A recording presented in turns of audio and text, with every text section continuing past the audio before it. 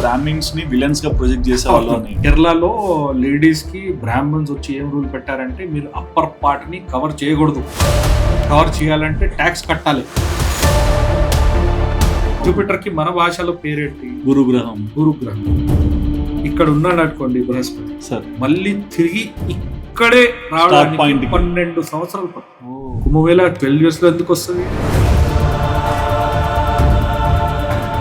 Earth నుంచి sun మధ్య ఉన్న డిస్టెన్స్ ఎంత అని క్యాల్కులేట్ చేయాల్సిన అవసరం ఎందుకు వచ్చింది? ఈక్వేటర్ నుంచి ఈ లైన్ వరకు 23.5 degrees యాంగిల్ ఉంది. యాంగిల్ ఏదైతే డెఫినేషన్ ప్రెసెంట్ చదువుతున్నాము స్కూల్స్ లో, డెఫినేషనే తప్పు. అలెగ్జాండర్ అనే ఒక రాజు ఉన్నాడని ఇండియాలో ఏ బుక్ తీసినా, ఏ ఇతిహాసం తీసినా మెన్షన్ కూడా లేదు. బ్రిటిష్ కింగ్డమ్ లో విమెన్ కి ప్రాపర్టీ రైట్స్ లేవు. మేము మా దేశంలో ఇవ్వలేనప్పుడు భారతదేశంలో ఎలా విమెన్ కి ప్రాపర్టీ రైట్స్ ఇస్తామని అప్పుడు ఉన్న భూమి మొత్తం నుంచి లేడీస్ ది పేరు తీసేశారు. భారత్ ని ఇండియాని ఎందుకు మార్చారంటారు? ఒక సంవత్సరాలు కూర్చొని పెట్టి, నువ్వు సుధీర్ కాదు నువ్వు కబీర్, నువ్వు సుధీర్ కాదు నువ్వు కబీర్. ఇంకా సుధీర్ అంటే ఏంట్రా, సుధీర్ అయితే చాలా చెడ్డవాడు, కబీర్ అంటే గొప్పవాడు. సో ఇండైరెక్ట్ బ్రెయిన్ వాష్ చేసినట్లే. బ్రెయిన్ వాషే కదా. 1830s చాండాల కాస్ట్ ని చాలా హీనంగా చూస్తారు ఎక్కువ. ఏదైతే శ్మశానంలో వాళ్ళు చాండాల అంటారు. స్కూల్స్ లో చాండాల కాస్ట్ నుంచి టీచర్స్ ఉన్నారు, బ్రాహ్మణ్ కాస్ట్ నుంచి స్టూడెంట్స్ ఉన్నారు. అయితే మీరు ఏంటి కాస్ట్ డిస్క్రిమినేషన్ మనం మాట్లాడుతున్నాం. ఇది మనం సెప్టెంబర్, అక్టోబర్, నవంబర్, డిసెంబర్ అంటుంటాం. సప్త, అష్ట, నవ, దశ. డిసెంబర్ 10th మంత్ అయినా 12th, మళ్ళీ 10th ఎందుకు అంటున్నాము? ఇప్పుడు జూలియస్ సీజర్ ఏం చేశాడు, ఒక మంత్ పేరు నా పేరు మీద కూడా ఉండాలి, జూలై పెట్టాడు. ఆగస్టస్ వచ్చాడు, am I a Caesar any less? నా పేరు మీద ఉన్న మంత్ లో 30 days ఎట్లా, ఫిబ్రవరి నుంచి ఒక డే తీసేసి ఆగస్ట్ కి ఇచ్చేసాడు. మనం ఎట్లయితే మల్టిప్లికేషన్ చేస్తున్నామో, సిద్ధాంతానికి పేరు మన దేశంలో ఏముండేది తెలుసా? గౌమూత్రిక సిద్ధాంతం. మీరు రోమన్ నంబర్స్ ఎగ్జాంపుల్ తీసుకోండి. 123 × 437. మీరు రోమన్ నంబర్స్ లో క్యాల్కులేట్ చేసి చూడండి, చేయగలుగుతారా? కన్ఫ్యూజ్ అయిపోతాం. మీరు నంబరే రాయలేదు. అదే సార్. భారతదేశం విశ్వానికి ఇచ్చినది మ్యాథమెటిక్స్ లో కాంట్రిబ్యూషన్ ఏమంటే 0 అంటారు. 12th century. Reason for writing this book is to bring the knowledge of Hindu numerals and mathematics to the world. మనం ఏదైతే చదువు పిల్లలకి స్కూల్లో ఇస్తున్నామో అది పచ్చి అబద్ధం అని మనకు తెలుసు, కానీ మనం అదే చదువుతాం. 0 to 9 సింబల్స్ తీసుకొని మీరు బిలియన్స్, ట్రిలియన్స్, క్వాడ్రిలియన్స్ ఎన్ని అయినా మీరు నంబర్ రాసే టెక్నాలజీ వరల్డ్ కి భారతదేశం వచ్చింది. వరల్డ్ లో ఓల్డెస్ట్ ఫంక్షనింగ్ డ్యామ్ అని మీరు సెర్చ్ చేస్తే మీకు తమిళనాడులో కల్లనై డ్యామ్ అని వస్తుంది. అది నిర్మించినది అక్కడున్న యూనివర్సిటీలో ఉన్న ప్రొఫెసర్స్ ఇంకా స్టూడెంట్స్ నిర్మించారు అది. దాన్ని అయితే అర్థం ఏంటి, అంత స్థాయి యూనివర్సిటీ ఉంటే, వాళ్ళ దగ్గర ఒక డ్యామ్ నిర్మించే సామర్థ్యం ఉంటే. థాయిలాండ్కి వెళ్ళినప్పుడు ఎయిర్పోర్ట్ ఎంటర్ అవ్వగానే నేను షాక్ అయ్యాను. సార్ ఏం మాట్లాడుతున్నారు సార్?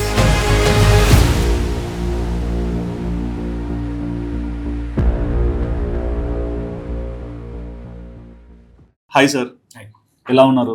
బాగున్నాను. Yeah sir, basic thing sir, ప్రతి ఒక్కరు కూడా ఏంటంటే ఇండియన్ హిస్టరీ అంటే మాకు బ్రిటిష్ కాలం పీరియడ్ నుంచి ఏం జరిగిందో స్కూల్లో చెప్తుంటారు, మేము అదే ఇని పెరుగుతుంటాం. కానీ అంతకన్నా ముందు కూడా కొంచెం పీరియడ్ ఉంది, మేము తెలుసుకోవాల్సిన చాలా చరిత్ర ఉందనేది మీలాంటి వాళ్ళని కలిసినప్పుడు మాకు తెలిసింది. సో ఈ పాడ్కాస్ట్ లో చాలా విషయాలు ఉన్నాయి, ప్రతి ఒక్క దాని గురించి కూడా మీరు క్లియర్ గా చెప్పాలి. నాకు తెలిసినంత చెప్తాను. అయ్యో, మీకు తెలిసింది కొంచెం చెప్పినా we will be more happy sir. Right. Yeah sir, basic thing sir, India అంటే జనరల్ గా హిస్టరీ ఎక్కువగా మాట్లాడుతుంటారు, కానీ హిస్టరీలో కూడా ఏంటంటే ఏన్షియన్ హిస్టరీ అనేది చాలా ముఖ్యం. ఎక్కువ స్కూల్లో చూసినా సరే ఏంటి, అలెగ్జాండర్ పీరియడ్ తర్వాత జరిగిన దాని గురించి ఏన్షియన్ హిస్టరీ అంటారు. బట్ బిఫోర్ అలెగ్జాండర్ కూడా ఒక ఎరా జరిగి ఉంటుంది, అప్పుడు కూడా మన వాళ్ళు బ్రతికే ఉంటారు, ఒక లైఫ్ స్టైల్ అనేది మనకు కనిపిస్తుంటుంది. బట్ ఈ ఏన్షియన్ హిస్టరీ అనేది మాకు చాలా తెలియదు. అండ్ ఇందులో కూడా మనం కంటిన్యూగా చూస్తే ఒకప్పుడు భారత్ అనే వాళ్ళం, ఇప్పుడు ఇండియా అని పిలుచుకుంటున్నాం. సో ఇవన్నీ ఎలా మారాయి? ఏన్షియన్ హిస్టరీ బిఫోర్ అలెగ్జాండర్ గురించి ఏం చెప్తారు? మీరు అడిగారు కదా, ఇది అలెగ్జాండర్ పీరియడ్ నుంచి హిస్టరీ స్టార్ట్ చేస్తారని. అవును. అయితే మీరు ఇది ఒకసారి ఆలోచించండి, ఎవరు స్టార్ట్ చేస్తారు? అసలు అలెగ్జాండర్ కి భారతదేశానికి సంబంధం ఏమండి? అవును, ఒక కథ మనం అందరు విన్నాము, అలెగ్జాండర్ ద గ్రేట్ చాలా గొప్పవాడు. అవును, ఎంత గొప్పవాడో అది వేరే విషయం, దాని గురించి కూడా మనం మాట్లాడతాం. కానీ అలెగ్జాండర్ ద గ్రేట్ ఒకప్పుడు భారతదేశానికి వచ్చాడు. అవును. ఇక్కడ చూసి పోరస్ అనే కింగ్తో యుద్ధం చేశాడు, గెలిచారు. పోరస్ ఓడిపోయాడు, అవును. అలెగ్జాండర్ గెలిచాడు, గెలిచాడు. అవును. దాని తర్వాత మళ్ళీ పోరస్ కి అప్పగించి వెళ్ళిపోయాడు. అది కూడా ఒకటి ఉంది. మళ్ళీ ఎవరైనా ఇంత పెద్ద వార్ చేసినప్పుడు గెలిచిన తర్వాత భూమిని అట్లా విడిచిపెట్టి వెళ్ళిపోతాడా? వెళ్ళరు. కానీ అది వేరే విషయం. హా, చాలా మందికి తెలియలేని విషయం ఏమంటే అసలు అలెగ్జాండర్ అనే ఒక రాజు, ఒక కింగ్ ఉన్నాడని ఇండియాలో ఏ బుక్ తీసినా, ఏ ఇతిహాసం తీసినా మెన్షన్ కూడా లేదు. ఓకే. ఎక్కడ లేదు. అప్పుడున్న మౌర్య డైనాసిటీ బుక్స్ లో లేదు, చాణక్య అర్థశాస్త్రంలో లేదు. చాణక్య అని ఒక సీరియల్ కూడా చేశారు, దాంట్లో అలెగ్జాండర్ ని కూడా ఒక పెద్ద క్యారెక్టర్ లాగా చూపించాడు. ఓకే. కానీ దానికి మీరు రిటర్న్ ఎవిడెన్స్ అడిగితే అలెగ్జాండర్ అని పేరుతో రాజే లేడు. మరి మీరు అలెగ్జాండర్ ఎక్కడి నుంచి తెచ్చారు? ఎగ్జాక్ట్లీ. మాకు టైటిల్ కూడా ద గ్రేట్. ఫస్ట్ అయితే తెచ్చారు. దాని తర్వాత మన హిస్టరీ అక్కడ నుంచి స్టార్ట్ చేస్తున్నారంటే అర్థం ఏమండి? అవును సార్. మన హిస్టరీ అక్కడ నుంచి స్టార్ట్ అవ్వదు. స్టార్ట్ చేస్తున్నారు, అది నిజమే. కానీ ఎవరు చేస్తున్నారు? మనం చేస్తలేము. మన బుక్స్ రాసిన వాళ్ళు చేస్తున్నారు. మన బుక్స్ ఎవరు రాశారు? మనం రాస్తలేము. బ్రిటిషర్సే రాశారు. వాళ్ళు రాసినప్పుడు ఇప్పుడు బ్రిటిషర్స్ ఇక్కడ వచ్చినాక వాళ్ళకు మన గురించి ఏం తెలియదు. అయితే మన భాష నేర్చుకున్నారు, ఇక్కడ ఏమున్నది, ఎట్లా ఉండేది అంతా తెలుసుకొని అది చూస్తే ఫస్ట్ వాళ్ళకు షాక్ తగిలింది సంస్కృతం భాష చూసినప్పుడు వాళ్ళకు షాక్ తగిలింది. సాంస్క్రిట్.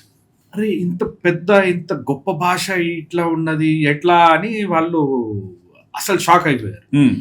మళ్ళీ దాన్ని చదువుతూ బుక్స్ చదువుతుంటే రామాయణం, మహాభారతం ఇన్ని గ్రంథాలు చూస్తే అరే ఇదేంటి, ఒక గ్రంథంలో లక్షల శ్లోకాలు ఉన్నాయి, ఇంత మంచి కవిత్వం ఉన్నది, ఇంత మంచి పోయిటరీ ఉన్నది, ఇంత జ్ఞానం ఉన్నది, మన దగ్గర ఏం లేదే.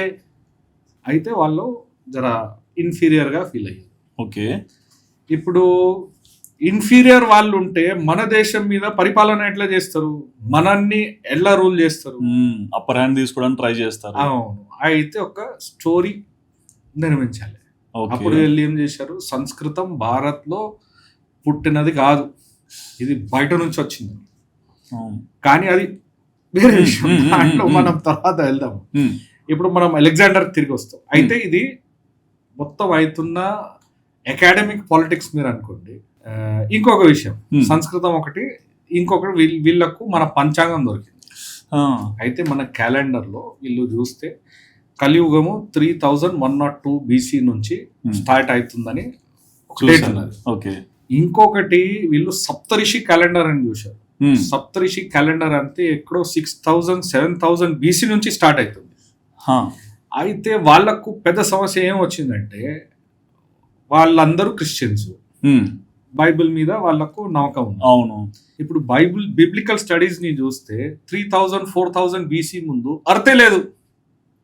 అర్థం లేనప్పుడు వీళ్ళేమో 5000 7000 BC నుంచి ఏదో క్యాలెండర్ ఉన్నది ఇవన్నీ చెప్తున్నారు, రామాయణం అయింది, మహాభారతం అయింది, ఇదేంటి, ఇది ఇతిహాసం కాదు, ఇవన్నీ మిత్స్.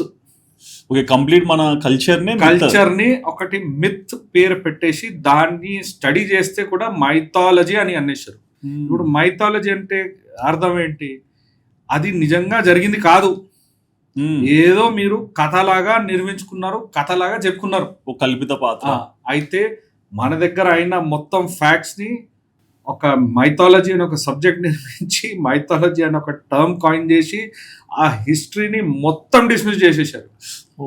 ఇప్పుడు హిస్టరీని స్టార్ట్ చేయాలంటే జీసస్ క్రైస్ట్ బోర్న్ అయినప్పటి నుంచి, లేకపోతే ఇంకా కొంచెం ముందు వెళ్తే అలెగ్జాండర్ నుంచి స్టార్ట్ అవుతుంది. దాని ముందు ఏమున్నది, ఈజిప్ట్ లో ఏమున్నది, సుపీరియర్లో ఏమున్నది, పర్షియాలో ఏమున్నది కొంచెం మాట్లాడతారు, కానీ మన స్కూల్స్ లో అయితే నేర్పారు. ఎప్పుడు వినలేదు, ఎప్పుడు మనం వినలేము, అలెగ్జాండర్ నుంచే వింటాం. అవును. అయితే ఇవన్నీ జరుగుతున్న అకాడమిక్ రాజకీయం, అకాడమిక్ పాలిటిక్స్ నుంచి వస్తున్న విషయాలు ఇవన్నీ. అదే వాళ్ళ కోసము అలెగ్జాండర్ ఒక పెద్ద గ్రేట్ కింగ్ అని కొంచెం చేశాడు, అంతని లేదు. కానీ ఇప్పుడు మీరు ఒక ఎగ్జాంపుల్ తో దీన్ని అర్థం చేసుకోండి. ఇప్పుడు బయట కంట్రీస్ వాళ్ళు, వేరే కంట్రీస్ ది ప్రైమ్ మినిస్టర్స్, ప్రెసిడెంట్స్ ఎక్కువ మన దేశంలో వస్తుంటారు. అవును. ఫ్రంట్ పేజ్ లో కవరేజ్ అవుతుందా? కొందరిది కవరేజ్ కూడా అవ్వదు. అవును అవును. అట్లనే మన ప్రధాని మోదీ గారు కూడా బయటకు వెళ్తే, ఇప్పుడైతే మోదీ గారు వెళ్తే జర కవరేజ్ వస్తుంది, సోషల్ మీడియా వెళ్తున్నప్పుడు ఎవరికి కవరేజ్ తెలియదు. అయితే గొప్ప రాజా ఇక్కడ వచ్చినుంటే, ఒకవేళ డొనాల్డ్ ట్రంప్ వచ్చినుంటే ఎంత కవరేజ్ వస్తుందో, అలెగ్జాండర్ నిజంగా గ్రేట్ ఉంటే మన కథల్లో మన బుక్స్ లో ఎక్కడో మెన్షన్ అయినా చేసేవాళ్ళు కదా మన వాళ్ళు. ఖచ్చితంగా. అయితే మనకు అస్సలు ఆయనతో సంబంధమే లేదు. ఏదో ఒక రాజా బయట డెకాయిట్ లాగా వచ్చాడు, కొంచెం ఒక రాజా మీద డెకాయిట్ చేసి వెళ్ళిపోయాడు, అట్లా భావించారు. అయితే మన హిస్టరీ ఇది. మనం ఎందుకు అలెగ్జాండర్ కి గ్రేట్ చెప్పుకోవాలి? అదే సరే, వరల్డ్ అట్టున్నది కదా, వరల్డ్ కి అనుకోనివ్వండి. కానీ వచ్చే జనరేషన్స్ అన్నిటి కూడా అలానే ఎడ్యుకేట్ చేస్తున్నారు.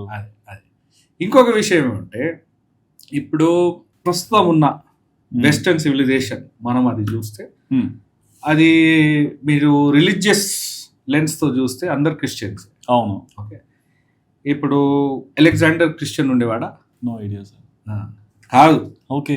ఆయన కూడా పాలిథియిస్టిక్ రిలీజియన్ ఫాలో చేసేవాడు. జియూస్, జూపిటర్, ఇవన్నీ వాళ్ళకు కూడా ఎంతో మంది దేవతలు ఉండే. అయితే అలెగ్జాండర్ ఏది రిలీజియన్ ఉండే, దాన్ని రోమన్ సివిలైజేషన్ పూర్తిగా నాశనం చేశారు. ఫస్ట్ ఈజిప్ట్ ఉండే, అలెగ్జాండర్ కైనా ముందుకు వెళ్తాం మనం వెస్టర్న్ హిస్టరీని ఒకసారి చూసుకుంటే. ఈజిప్ట్ అయితే గొప్ప సివిలైజేషన్ ఒకటి. వాళ్ళ దగ్గర కూడా ఫారోస్, ఇంకా వేరే గాడ్స్, అమున్ రా అని వేరే వేరే పేర్లతో ఎంతో మంది దేవతలు, దేవి దేవతలు అక్కడ కూడా ఉన్నాయి. ఇప్పుడు ఈజిప్ట్ ఇంకా గ్రీక్ సివిలైజేషన్ దగ్గర వచ్చి, ఈజిప్ట్ నుంచి గ్రీస్ సివిలైజేషన్ నేర్చుకున్నది చాలా విషయాలు. మ్యాథ్స్, సైన్స్ మీరు చూస్తే పిరమిడ్స్ అయితే ఈజిప్ట్ లో కట్టించారు కదా. అవును సార్, ఈజిప్ట్ లో ఉన్నాయి. అవును. అయితే అంత మ్యాథ్స్, అంత ఆర్కిటెక్చర్ వాళ్ళ దగ్గర ఉంటేనే వాళ్ళు కట్టగలిగారు. True, correct. గ్రీస్ లో అంతా లేకుండే, ఈజిప్ట్ నుంచి గ్రీస్ వాళ్ళు నేర్చుకున్నారు. ఇప్పుడు గ్రీస్ ని డిఫీట్ చేసిన వాళ్ళు రోమన్ సివిలైజేషన్. ఓకే. వాళ్ళైనా క్రిస్టియన్ రిలీజన్ వల్ల వాళ్ళు కూడా కాదు. వాళ్ళు కూడా ఇంకా ఎంతో మంది గాడ్స్ ని, గాడెస్ డిఫరెంట్ వర్షిప్ చేసేవారు. ఇప్పుడు దాని తర్వాత రోమన్ సివిలైజేషన్ లో ఇప్పుడు జీసస్ క్రైస్ట్ ది బర్త్ అయింది జెరూసలంలో. అక్కడికి వచ్చి క్రిస్టియన్ సివిలైజేషన్ లేదా క్రిస్టియన్ రిలీజియన్ ఇంకా రోమన్ సివిలైజేషన్, రోమన్ కింగ్డమ్ మధ్య ఇప్పుడు గొడవ అవుతుంది. అయితే రోమన్ సివిలైజేషన్స్ ఏం చేశారంటే, అది ఎంపరర్ పేరు ఏదో గుర్తుకొస్తలేదు. ఓకే. ఎవరైనా క్రిస్టియన్స్ ఉంటే వాళ్ళకి అదే నేరము, దాన్ని మీరు ప్రాసిక్యూట్ చేయండి, జైల్లో వేసేయండి, వాళ్ళని కార్నర్ చేసి యూ కిల్ దెమ్ అని ఆయన లా తీశాడు. పేరు గుర్తుకొస్తలేదు, వచ్చేస్తుంది. ఇప్పుడు క్రిస్టియన్స్ వాళ్ళు ఏం చేశారు, ఇప్పుడు వీళ్ళని మన సైడ్ లోనికి తీసుకురావాలంటే ఇప్పుడు ఎట్లా చేస్తారు కన్వర్షన్స్? అప్పుడు కూడా స్ట్రాటజీ అదే. అప్పుడు కూడా కన్వర్షన్స్ తోనే అయింది. ఇప్పుడు రోమన్ సివిలైజేషన్ ఎంపరర్ కాన్స్టంటైన్ వచ్చిన తర్వాత అదే మొత్తం రోమన్ సివిలైజేషన్ క్రిస్టియానిటీ రిలీజియన్ ని యాక్సెప్ట్ చేస్తున్నది. అది ఎట్లా అయిందంటే, ఫస్ట్ కాన్స్టంటైన్ మదర్ ని కన్వర్ట్ చేశారు. అయితే మనము బ్యాటిల్ ఫీల్డ్ లో గెలవలేనప్పుడు కన్వర్షన్ తో గెలవచ్చు. ఆ స్ట్రాటజీ అప్పటి నుంచి ఇప్పటి వరకు నడుస్తుంది. అయితే కాన్స్టంటైన్ ఎప్పుడైతే క్రిస్టియానిటీ కన్వర్ట్ అయ్యాడు, అప్పటి నుంచే క్రిస్టియానిటీ యాజ్ అ రిలీజన్ మొత్తం వరల్డ్ లో స్ప్రెడ్ అవ్వడం ఎక్కువ జరిగింది. దాని ముందు అంత లేకుండా. కానీ అది రాజకీయ రిలీజియస్ పాలిటిక్స్, దానికి పక్క పెడతాం. నేనేమంటున్నానంటే, మీరు చూస్తే ఈజిప్షియన్స్ క్రిస్టియన్ లేరు, గ్రీక్స్ క్రిస్టియన్ లేరు, రోమన్స్ క్రిస్టియన్ లేరు. ఇంకా మీరు చూస్తే క్రిస్టియన్స్ ఇంకా రోమన్ సివిలైజేషన్, క్రిస్టియన్స్ ఇంకా ఇది గ్రీక్ సివిలైజేషన్ మధ్య పెద్ద గొడవ అవుతుంది. అవును, చెప్పారు. కానీ ఇప్పుడు ఏమంటారు వెస్టర్న్ సివిలైజేషన్స్ వాళ్ళు, Greeks wear hour original friends. ఎక్కడ ఫ్రెండ్స్ రా బాబు? మీకెట్లా ఫ్రెండ్స్ అయ్యారు? మీరైతే వాళ్ళని ప్రొసిక్యూట్ చేసేవాళ్ళు. రోమన్ సివిలైజేషన్ లో రోమన్స్ ఏం చేశారు, అందరు క్రిస్టియన్ ఉన్న వాళ్ళు, Christian religion has been derecognized. When Christians came they said Roman religion is derecognized. ఎవరైనా అదే పాత ధర్మం ఫాలో చేస్తుంటే వాళ్ళకి శిక్షించండి, జైల్లో వేయండి, వాళ్ళకు గివ్ దెమ్ డెత్ పెనల్టీ. అయితే మీకు రోమన్ సివిలైజేషన్స్ కి రిలేషన్ ఏంటి? అది విపరీతమైన రిలేషన్షిప్. ఎట్లా వచ్చింది సార్? వీళ్ళు నిర్మించారు. ఇప్పుడు దాంట్లో ఇంకొకటి, మనం అలెగ్జాండర్ నుంచి స్టార్ట్ అయినామో కానీ రిలీజియస్ పాలిటిక్స్ లోకి వెళ్తున్నాము. అయితే ఇప్పుడు ఈజిప్ట్ పోయింది, ఇప్పుడు లేరు. Egyptian civilisation is not there, Greek civilisation is not there, Roman civilisation కూడా లేదు. మిగిలారు ఎవరు? Christian civilisation. ఇప్పుడు క్రిస్టియన్ సివిలైజేషన్ వచ్చినాక కొన్ని వందల సంవత్సరాల తర్వాత ఇస్లాం రిలీజన్ వచ్చింది. కాంపిటీషన్. ఇప్పుడు ఇస్లాం బాగా స్ప్రెడ్ అవుతుంది, క్రూసేడ్ స్టార్ట్ అయింది. దాని తర్వాత ఇది క్రిస్టియన్ సివిలైజేషన్, వెస్టర్న్ సివిలైజేషన్ బాగా ఓడిపోతుంది. ఓకే. అయితే మనం ఇప్పుడు గెలవాలంటే ఎట్లా, ఆ సమస్య వచ్చింది అక్కడ. ఇప్పుడు దానికి వీళ్ళు మంచిగా ఒక చోటు అనలైజ్ చేస్తే అప్పుడున్న ఇస్లామిక్ సివిలైజేషన్ అరబ్స్ దగ్గర సైన్స్, మ్యాథ్ వాళ్ళ దగ్గర ఇండియా నుంచి వెళ్ళింది. అందుకే మీరు వింటుంటారు ఈ నంబర్స్ మనం ఏదైతే ఇప్పుడు వాడుతున్నామో అరబిక్ న్యూమరల్స్ అని వీళ్ళు అంటారు. అది ఇంకొక పెద్ద విషయం, దాని గురించి తర్వాత మాట్లాడతాం, లేకపోతే టాంజెంట్ అయిపోతుంది. కానీ వీళ్ళ దగ్గర ఇంటలెక్చువల్ సుపీరియారిటీ ఉండే ఇస్లామిక్ అరబిక్ ఫేత్ దగ్గర. అప్పుడు బగ్దాద్లో బైతుల్ హిక్మా అని ఆయన ఒక ఇన్స్టిట్యూషన్ పెట్టాడు అప్పుడున్న ఖలీఫ్. బైతుల్ హిక్మా అంటే ఏంటంటే house of wisdom. Okay, house of wisdom కి స్పెషాలిటీ ఏమంటే ఇండియన్ నుంచి ఎంతో మంది సంస్కృత పండితులు, బ్రాహ్మణాలు అక్కడ వెళ్ళి వీళ్ళందరూ అరబ్స్ కి ఇస్లాం మతం ఫాలో చేస్తున్న వాళ్ళకి వీళ్ళు పిలిచారు కాబట్టి అక్కడ వెళ్ళి మన జ్ఞానం వాళ్ళకి ఇచ్చారు ఫ్రీగానే కదా.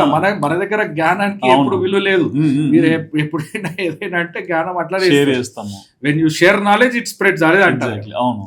అయితే వాళ్ళకి యూఎస్పి ఇండియన్ నాలెడ్జ్ అయింది.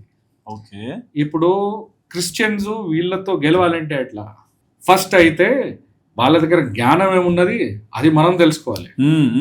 అయితే ఇది ఎక్కువ మన హిస్టరీ బుక్స్ లో ఎక్కడ రాదు, కానీ మీరు గూగుల్ చేస్తే మీకు దొరుకుతుంది. చెప్పండి. టాలెడో లైబ్రరీ అనే వస్తుంది.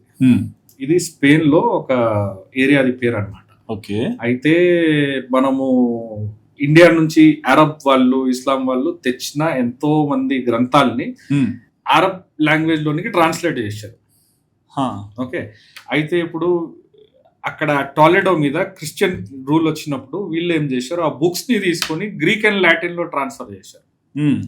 గ్రీక్ అండ్ లాటిన్ లో ట్రాన్స్లేట్ చేసినప్పుడు అప్పుడు వీళ్ళకి తెలిసింది, సరే ఇట్లా మ్యాథ్స్ చేయాలి, ఇప్పుడు ఇట్లా క్యాలిక్యులేట్ చేయాలి, ఆ పద్ధతి మొత్తం అక్కడ అట్లా వెళ్ళింది. ఇంకా వీళ్ళు ఇప్పుడు నిర్మిస్తున్న ఐరన్ కి ఇవన్నిటికి సీక్రెట్స్ ఇవన్నీ వాళ్ళకి తెలిసింది. కానీ in terms of army also they were superior. ఇప్పుడు వీళ్ళకు డిఫీట్ చేయాలంటే ఎట్లా, అప్పుడు ఇంటెలెక్చువల్ గేమ్ స్టార్ట్ అయినాయి. అయితే అరే మీరు ఇది చదువుతున్న జ్ఞానం మొత్తం మీది కాదు, ఇది అసలు ఒక్కప్పుడు మాదే జ్ఞానం, ఇది గ్రీక్స్ నిర్మించిన జ్ఞానము, గ్రీక్స్ డిస్కవర్ చేసిన జ్ఞానము, దాని తర్వాత మేము మొత్తం విస్మరించినాము, గ్రీక్స్ నుంచి ఎక్కడో తిరుగుతూ మీకు వచ్చింది, అందుకే మీరు ఇంత బలవంతులు అయ్యారు, కానీ ఇది జ్ఞానం అయితే మాదే అని అక్కడి నుంచి గ్రీక్స్ ని వీళ్ళు మా వాళ్ళే, Greeks are the best friends of the Christian world, Greeks are the best friends of the western civilisation అని ఒక కాన్సెప్ట్, ఒక ఐడియా అక్కడ మార్కెట్ లో త్రో చేశారు. అట్లా గ్రీక్స్ కి వెస్టర్న్ వరల్డ్ కి ఇప్పుడు క్లోజ్నెస్ వచ్చింది, కనెక్షన్ వచ్చింది. లేకపోతే అసలు మీరు చూస్తే వీళ్ళు వాళ్ళని డిస్ట్రాయ్ చేయాలనుకున్నారు, వాళ్ళు వీళ్ళని డిస్ట్రాయ్ చేయాలని అనుకున్నారు. కానీ ఇట్లా ఇది క్రూసేడ్స్ తర్వాత, టాలెడో ట్రాన్స్లేషన్స్ తర్వాత ఇది జ్ఞానం మొత్తం మాదే. ఆర్కిమెడస్ ఇది చేశాడు, ప్లాటో అది చేశాడు, అరిస్టాటిల్ ఇది చేశాడు, దాంట్లో ఎంతవరకు సత్యమో ఎంతవరకు అబద్ధమో అది మళ్ళీ ఇంకో దాని మీద కూడా చాలా మంది ప్రొఫెసర్స్, ఒక ప్రొఫెసర్ సికే రాజా అయితే చాలా రీసెర్చ్ చేసి బుక్స్ కూడా రాశారు. ఎక్కువ మంది మనుషులు దాన్ని చదువుకోలేదనుకుంటా, కానీ ఆయన ఇచ్చిన ప్రమాణాలు మీరు చూస్తే మీరు కూడా ఈ వర్షన్ ని మీరు ఒప్పుకుంటారు. ఓకే, అంత స్ట్రాంగ్ గా వాళ్ళు చేశారు. బట్ ఎలా ఉండేది సార్ అంటే ఏన్షియంట్ ఇండియా అంటే బిఫోర్ అలెగ్జాండర్ పీరియడ్ లో మన వాళ్ళ లైఫ్ స్టైల్? రైట్, ఇప్పుడు అలెగ్జాండర్ బిఫోర్ పీరియడ్ మన హిస్టరీ ఎప్పటి నుంచి స్టార్ట్ అవుతుందని మీరు అనుకుంటే, మీరు శ్రీమద్ భాగవతం చదివితే మహావిష్ణుని నాభి నుంచి ఫస్ట్ బ్రహ్మ, స్వయంభూ బ్రహ్మ, అది ఫస్ట్ మనవంతరం అంటారు. అవును. ఓకే, ఇప్పుడు మనమున్న మనవంతరం ఏంటి, 7th మనవంతరం అంటారు. ఇది మనవంతరం అంటే ఏంటంటే ఎక్కువ మందికి చెప్పండి తెలుసో లేదో, ఇప్పుడు ఏ పూజ చేసినా అర్చన చేసినా వైవస్వత మనవంతర అని ఇట్లా మన గోత్రం అని చెప్తారు. అయితే మన దగ్గర ఒక 7th మన్వంతరం నడుస్తున్నట్టు. ఓకే, మన్వంతరం ఏమంటే శ్రీమద్ భగవతంలో చెప్తారు, మహావిష్ణుని నాభి నుంచి ఫస్ట్ బ్రహ్మ వచ్చారు, ఈయన లోటస్ ఫ్లవర్ ఈ came, Swayambhu Brahma, that is first మను అని అంటారు. అయితే అది 1000 లక్షల సంవత్సరాలు నడిచింది. దాని తర్వాత 2nd మన్వంతర, 3rd మన్వంతర, ఇప్పుడు 7వ మన్వంతరం నడుస్తుంది. 7th మన్వంతరం. 7th మన్వంతరంలో మహాయుగాలు ఉంటాయి. ఒక మహాయుగంలో చతుర్యుగాలు ఉంటాయి. సత్యుగం, ద్వాపర, త్రేత, మళ్ళీ కలియుగం. అయితే మన సివిలైజేషన్ ఎప్పుడు స్టార్ట్ అయిందంటే మన వర్షన్ చూసుకుంటే శ్రీమద్ భాగవతం నుంచి ఫస్ట్ మను నుంచి తీసుకోవాలి.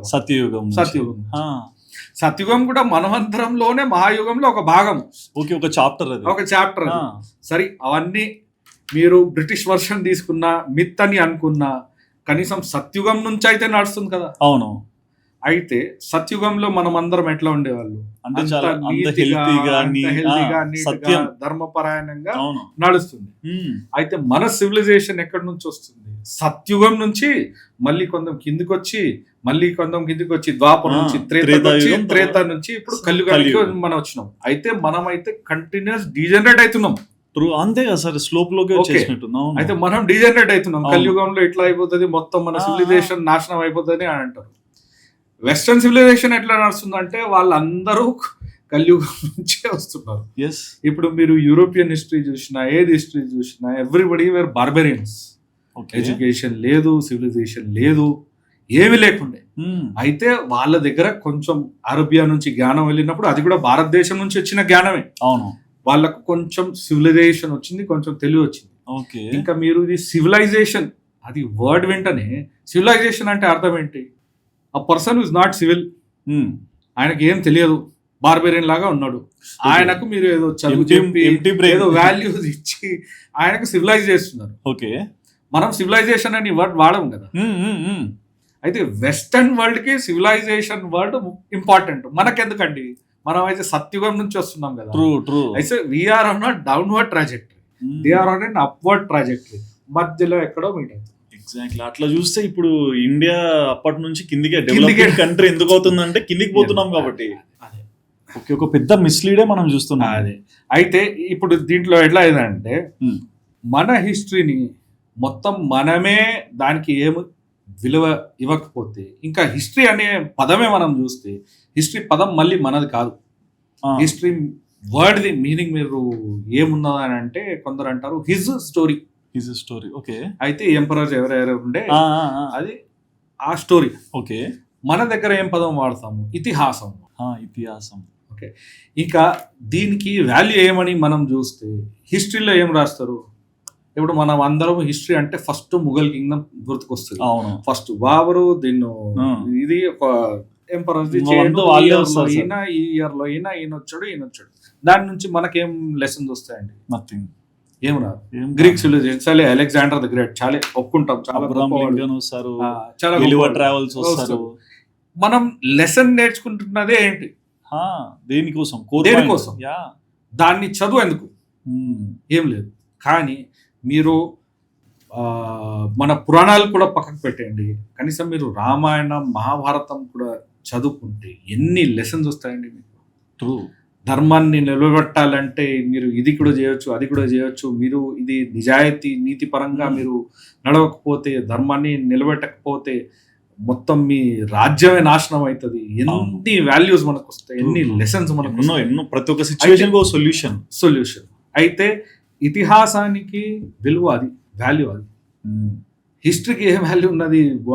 ఎగ్జామ్ పేపర్లో రాసినట్టు దిస్ ఇయర్ లో దిస్ కింగ్డమ్, కింగ్డమ్ రాసుకుంటే దాని నుంచి కానీ మనం నేర్చుకున్నది ఎక్కువ విషయాలు లేవు. అవును. ఎక్కువ ఇతిహాసం బయటకు వచ్చే వాళ్ళు కూడా చాలా సఫర్ అవుతున్నారు. అయితే ఇతిహాసాన్ని మీరు చదివితే దాని నుంచి మీరు ఏం లెసన్స్ తీసుకుంటారు అది చూసుకుంటేనే మీ సివిలైజేషన్ మళ్ళీ ప్రోగ్రెస్ అవుతుంది. మరి అప్పుడే మనకు వాల్యూ ఉంటుంది. మీరు చెప్పిన దాని ప్రకారం చూస్తే మరి మన భారత్ ని ఇండియాని ఎందుకు మార్చారంటారు? అది కూడా ఒక మంచి ప్రశ్న మీరు అడిగారండి. మీ పేరు సుధీర్. ఓకే, నేను ఇప్పుడు వచ్చి నీ పేరు సుధీర్ కార్రా బాబు, సుధీరా లేకపోతే కబీర్ అని అంటాను. మీరు ఒప్పుకుంటారా? ఎందుకంటే నా ఒరిజినల్ పేరు అది. మళ్ళీ మన దేశాన్ని పేరు ఎందుకు మార్చినాం మనం? మీరు అనుకోండి, నేను ఒక సంవత్సరాలు కూర్చొని పెట్టి నువ్వు సుధీర్ కాదు, నువ్వు కబీర్, నువ్వు సుధీర్ కాదు, నువ్వు కబీర్, నువ్వు సుధీర్ కాదు, నువ్వు కబీర్. ఇంకా సుధీర్ అంటే ఏంట్రా, సుధీర్ అయితే చాలా చెడ్డవాడు, కబీర్ అంటే గొప్పవాడు. అట్లా చేసేస్తే మీ మైండ్ని మొత్తం క్యాప్చర్ చేసుకుంటే ఏమైనా చేసుకోవచ్చు. సో ఇండైరెక్ట్ బ్రెయిన్ వాష్ చేసినట్లే. బ్రెయిన్ వాషే కదా. మన లాంగ్వేజ్ మార్చేస్తే, పేర్లు మార్చేస్తే, మనం ఏమున్నాము అది మనం మర్చిపోతే అన్ని మారిపోతాయి. సర్లే, పేర్లో ఏముందని చాలా మంది అనుకుంటారు, ఉమ్, కానీ ఎందుకు లేదండి. ఇప్పుడు మీరు ఇండియాలో ఉన్న ఇన్ని లాంగ్వేజెస్ తీసుకోండి, ఉమ్, ప్రతి లాంగ్వేజ్లో కొన్ని రోజుల ముందే నేను ఏఐ ఏజెంట్లో ప్రతి లాంగ్వేజ్లో ఇండియాకి ఏమనేవాళ్ళు ఉమ్, ఉమ్. పాస్ట్ అప్పట్లో, లాంగ్వేజ్ అని ఆ, నేను చూశారు. ఏం చెప్పారని నేను సెర్చ్ చేస్తే ప్రతి లాంగ్వేజ్ లో భారతదేశం అనే పేరు ఉన్నది. దానికి కొన్ని వేరియంట్స్ ఉండొచ్చు, భారతదేశం, భారతం, భారత్ అట్లా చెప్పొచ్చు. కానీ భారతే ఉన్నప్పుడు వేరే వాళ్ళు మనకు ఇండియా చెప్పొచ్చు, మనం ఎందుకు ఇండియా చెప్పాలండి? ఉమ్. ఇప్పుడు దానికి ఒక ఇమోషనల్ అటాచ్మెంట్ ఉంటుంది. అయిపోయింది. మన మన మన అయిపోయింది. దేశం- అదే ఇండియా అంటే ఇమోషనల్ అటాచ్మెంట్ అయిపోయింది. క్రికెట్ మ్యాచ్ ఉన్నప్పుడు ఇండియా కమెంటేటర్ అందరూ కాడ నుంచి ఆలోచిస్తుంటారు. వస్తుంది అది. అది వచ్చేసింది. Yes. కానీ దాన్ని మీరు ఒక డిస్పాషనేట్ గా మీరు అనలైజ్ చేస్తే ఆ పేరు మనం పెట్టినది కాదు కదా. మన పేరు అయితే భారతదేశమే, అయితే ఇండియా అని ఇట్లా పేరు వచ్చేసింది. బట్ అంటే ఏన్షియంట్ హిస్టరీ గురించి మాట్లాడుకుంటే చాలా మంది వాళ్ళకి నచ్చిన ఎన్నో థింగ్స్ చెప్తుంటారు. కొన్ని అంటే జస్ట్ ఒక ఫ్రేజెస్ లాగా చెప్పి వెళ్ళిపోతుంటారు. బట్ నిజమైన ఏన్షియంట్ హిస్టరీలో Yeah. మనం మెయిన్ గా మిస్ అవుతుంది ఏంటి సార్? అంటే మీరు చూసిన యూనిక్ థింగ్స్ ఏంటి? మిస్ అవుతుంది ఏంటంటే, ఇప్పుడు అందరు ఏం చేస్తున్నారంటే ప్రజెంట్ లో భారతదేశం ఎట్లా ఉందో దాన్ని చూసి ఒక హిస్టరీది పిక్చర్ నిర్మిస్తున్నారు. ఓకే. అయితే ఒక చిన్న ఎగ్జాంపుల్ ఇస్తాను. మన దేశంలో ఎడ్యుకేషన్ ఒక పెద్ద సమస్య అంటారు. అమ్మో, అందరి అవును. లిటరసీ 100% ఇంకా లేదు. అవును. అయితే ఒకప్పుడు మన దేశంలో అందరికీ చదువు వచ్చే 100% లిటరేట్ మొత్తం విశ్వం మొత్తంలో ఒకటే భారతదేశం అని నేను చెప్తే ఎవరైనా యాక్సెప్ట్ చేస్తారా? నేనే నమ్మను సార్. ఎందుకు యాక్సెప్ట్ చేయరు? బికాస్ నేను అట్లాంటిది ఎప్పుడు చూడలేదు, వినలేదు. అది అక్షరాల నిజం. ఒక బ్యూటిఫుల్ ట్రీ అని ధరంపాల్ గారు ఒక ఆథరు, గాంధీజీతో పాటు ఉండేవారు, ఆయన ఒక పుస్తకం రాశారు. ఓకే. దాంట్లో అన్ని బ్రిటిష్ రూల్ లో ఉన్న స్కూల్స్, యూనివర్సిటీస్ సర్వే చేసి బెంగాల్ ప్రెసిడెన్సీది ఒక చిన్న ఎగ్జాంపుల్ ఇస్తాను మీకు. చెప్పండి. బ్రిటిష్ వాళ్ళే సర్వే చేసిన డేటా ఇది. కారణాలు అవన్నీ తర్వాత చూద్దాం. కానీ వాళ్ళు బెంగాల్ ప్రెసిడెన్సీలో అసలు ఇక్కడ చదువు సిస్టమ్ ఎట్లా Workout అవుతుంది. వాళ్ళు చూద్దామని స్టడీ చేస్తున్నప్పుడు 1,10,000 విలేజెస్ ఉన్నప్పుడు ఎంత మందిలో స్కూల్ ఉందని వీళ్ళు సర్వే చేసినప్పుడు 1,05,000 విలేజెస్ లో, గ్రామాల్లో స్కూల్ ఉంటాయి. ఓన్లీ 5,000 మిస్సింగ్ అంతే. అది కూడా దగ్గర ఉండొచ్చు, అందరు స్కూల్కి వెళ్తుండే, స్కూల్ తర్వాత కాలేజెస్, యూనివర్సిటీస్ ఉంటాయి. బట్ ఈ రోజు చదువుకోవాలంటే ఇంట్లో బ్యాగ్ సర్దుకొని ఒక సిటీకో ఒక వేరే కంట్రీకి వెళ్ళిపోతున్నారు. అది ఇంకొక పెద్ద విషయం. కానీ మీరు చూడండి, ఇప్పుడు ప్రెసెంట్ లో ఇండియా ఎలా ఉందో దాన్ని చూసి మనం మన పాస్ట్ గురించి ఇమేజెస్ క్రియేట్ చేస్తాం. ఎగ్జాక్ట్లీ. ఇంకా అది కూడా ఎట్లా అవుతుందంటే, ఇది ఒక ఎడ్యుకేషన్ గురించి విషయం. ఇప్పుడు ఇంకా వేరే విషయం మీరు తీసుకోండి, సైన్స్. ఇది హిస్టరీలో అయితే వీళ్ళు బ్రిటిషర్స్ చాలా మార్పులు చేశారు, మొత్తం దాన్ని మ్యానిపులేట్ చేసి మన దగ్గర ఏం అంత లేకుండా అని చెప్పారని అంటారు. దానికి ఒక కౌంటర్ ప్రెసెంట్ డే యంగ్స్టర్స్ ఏమి ఇస్తారంటే, సరే భయ్ మీ హిస్టరీ అప్పుడు మీరు గ్రేట్ ఉండే, ఇది ఉండే, కానీ సైన్స్ అండ్ మ్యాథ్స్ అయితే వెస్ట్ నుంచి వచ్చింది కదా అని అంటారు. ఇదొకటి అంటారు. ఇది అంటారు. ఇప్పుడు మనం కూడా ఇప్పుడు చదువుతున్న algebra, trigonometry, calculus, astronomy, physics, chemistry ఇవన్నీ బయట వాళ్ళే ఇచ్చారు కదా. అవును, అదే అంటారు. కానీ నిజం మీరు చూస్తే మీరే షాక్ అవుతారు. అన్ని ఫీల్డ్స్ ఇండియాలోనే నిర్మించినాయి, ఇండియాలోనే డిస్కవర్ అయినాయి, ఇండియాలోనే ప్రపోజ్ అయినాయి, ఇండియాలో ఫార్ములేట్ అయినాయి, ఇండియా నుంచి బయటకు వెళ్ళినాయి. ఇంతకు ముందు నేను చెప్పాను కదా, ఇండియా నుంచి అరేబియాకి వెళ్ళింది, అరేబియా నుంచి టాలెడో లైబ్రరీ నుంచి వీళ్ళకు లాటిన్ గ్రీక్ లో వెళ్ళింది, లాటిన్ గ్రీక్ లో ఇంగ్లీష్ లో వెళ్ళింది, ఇంగ్లీష్ లో వెళ్ళి మళ్ళీ మనకు వస్తుంది. అయితే మనం బట్టి ఇంగ్లీష్ ని పట్టుకొని ఇది వాళ్ళు ఇచ్చారని అనుకుంటున్నాము, దాని వెనుక లాటిన్, గ్రీక్, అరేబియా, సంస్కృతం మొత్తం గ్రౌండ్స్ కనిపించట్లేదు సార్, ఒకటే ఫేస్ కనిపిస్తుంది. బట్ నేను ఒకటి విన్నాను సార్, అంటే హిస్టరీలో కూడా 1700s లో గ్లోబల్ జీడిపిలో మేజర్ షేర్ ఇండియానే ఉండేదంట. అంటే ఎక్కువ షేర్ కట్టేది జీడిపిలో అప్పట్లో 1700s లో ఇండియా. ఎలా పాసిబుల్ సార్? ఎలా పాసిబుల్? కరెక్ట్ అని నేను చెప్తాను. ఇప్పుడు మన ఫ్రీడమ్ మూవ్మెంట్ అవుతున్నప్పుడు కూడా బాల గంగాధర్ తిలక్, అరబిందో ఘోష్ వీళ్ళన్నీ ఒక మాట చెప్పేవాళ్ళు, India was once like a golden bird. ఇంత ఐశ్వర్యం ఉండే, వైభవం ఉండే, మన దగ్గర అసలు పావర్టీ లేకుండే, అందరికి చదువు వచ్చా అని, it was a golden period for India అని అంటారు. దానికి వేరే వాళ్ళు బ్రిటిషర్స్ అన్నారు, నవ్వుతారు, మీ దగ్గర ఏముంటాయి, ఏం లేదు. అయితే ఇప్పుడు ఈ డిబేట్ ని మీరు ఎలా సెటిల్ చేయాలి? ఒకటి వరల్డ్ బ్యాంక్ నుంచి ఒక యాంగస్ మ్యాడిసన్ అని ఒక ప్రొఫెసర్ ఒక స్టడీ చేశాడు.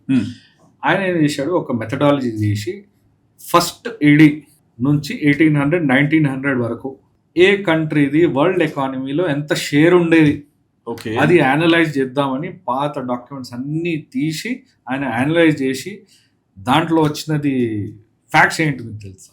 ఫస్ట్ ఏడీ నుంచి 1700 కాదు 1800 వరకు కూడా India was the biggest economy in the world. 30-40% world economy share ఇండియాదే ఉండే. ఓకే బ్రిటిషర్స్ వచ్చి అదే గోల్డెన్ బర్డ్ని మొత్తం వాళ్ళు వచ్చి ఏం చేశారు, మన ధనాన్ని మన సంపదాన్ని మొత్తం లూట్ చేసి వాళ్ళ దేశంలో వెళ్ళి our money is the reason for their growth and prosperity. వాళ్ళ దగ్గర ఏముండే, ఏం లేకుండే. మీరు పాత బ్రిటిష్ హిస్టరీ తీసి చదవండి, ఏమున్నది, ఏం హిస్టరీ లేదు. ఇంగ్లీష్ లిటరేచర్ కూడా ఫస్ట్ సబ్జెక్ట్ వాళ్ళు ఇండియాలో ఇంట్రడ్యూస్ చేశారు. అక్కడ ఇంగ్లీష్ కూడా చదవలేని వాళ్ళు ఇక్కడ నుంచి స్టార్ట్ అయింది. వాళ్ళు అక్కడ గ్రీక్ లాటిన్ కి ఎక్కువ విలువ ఇచ్చేవాళ్ళు. విన్నాను సార్, గ్రీక్ ఎక్కువ లైక్ చేస్తారు వాళ్ళ కల్చర్ అని. అయితే India was the biggest economy. మధ్యలో ఇస్లామిక్ ఇన్వేషన్ వచ్చిన తర్వాత కొంచెం పడింది, చైనా పైకి వచ్చింది. దాని తర్వాత మరాఠాస్ వచ్చిన తర్వాత, షివాజీ వచ్చిన తర్వాత మళ్ళీ పైకి వచ్చింది. మళ్ళీ బ్రిటిషర్స్ వచ్చినాక మళ్ళీ కిందికి వచ్చి మొత్తం 1-2% వచ్చి ఆగింది ఇండిపెండెన్స్ వరకు. ఇప్పుడు మళ్ళీ కొంచెం పైకి వెళ్తుంది. కొంచెం ఎడ్యుకేషన్ టాపిక్ లోకి వెళ్లే ముందు, ఇప్పుడు జనరల్ గా చాలా మంది యూత్ ఈ రోజులలో హిస్టరీ గురించి తెలుసుకోవడానికి చాలా ఈగర్ గా ఉన్నారు. ఎవరి దగ్గరికి అన్న వెళ్ళి మన హిస్టరీ ఏంటంటే ఏదో 2-3 స్లోగన్స్ చెప్పి వదిలేస్తారు. బట్ ట్రూగా మన రూట్స్ ఏంటి, మన కోర్ ప్లాట్ ఎక్కడ మొదలైంది హిస్టరీ అని తెలుసుకోవాలంటే ఏదైనా ఒక మంచి 5 బుక్స్ చెప్తారా సార్? బుక్స్ అయితే బుక్స్ చదివే ముందు మన మైండ్ సెట్ చేంజ్ చేయాలి. మనం ఇంకా మైండ్ సెట్ చేంజ్ చేయడానికి నేను ఒక బుక్ చెప్తాను. చెప్పండి. పెద్ద బుక్ కూడా కాదు, ఒక 54-55 పేజెస్ చిన్న బుక్లెట్. Professor CK రాసినది. అది మీకు సికే రాజు రాసిన బుక్లెట్. అది మీకు వెబ్లో సెర్చ్ చేస్తే కూడా ఫ్రీ PDF మీకు దొరుకుతుంది. మా స్కూల్లో అయితే మేము తెచ్చి అంతమందికి అది ఫ్రీ బుక్లెట్ కాపీస్ కూడా ఇచ్చాను. ఇప్పుడు అయిపోయినాయి, లేకపోతే ఈ రోజు తెచ్చి మీకు ఇద్దామని. చెప్పండి sir. Is science western in origin.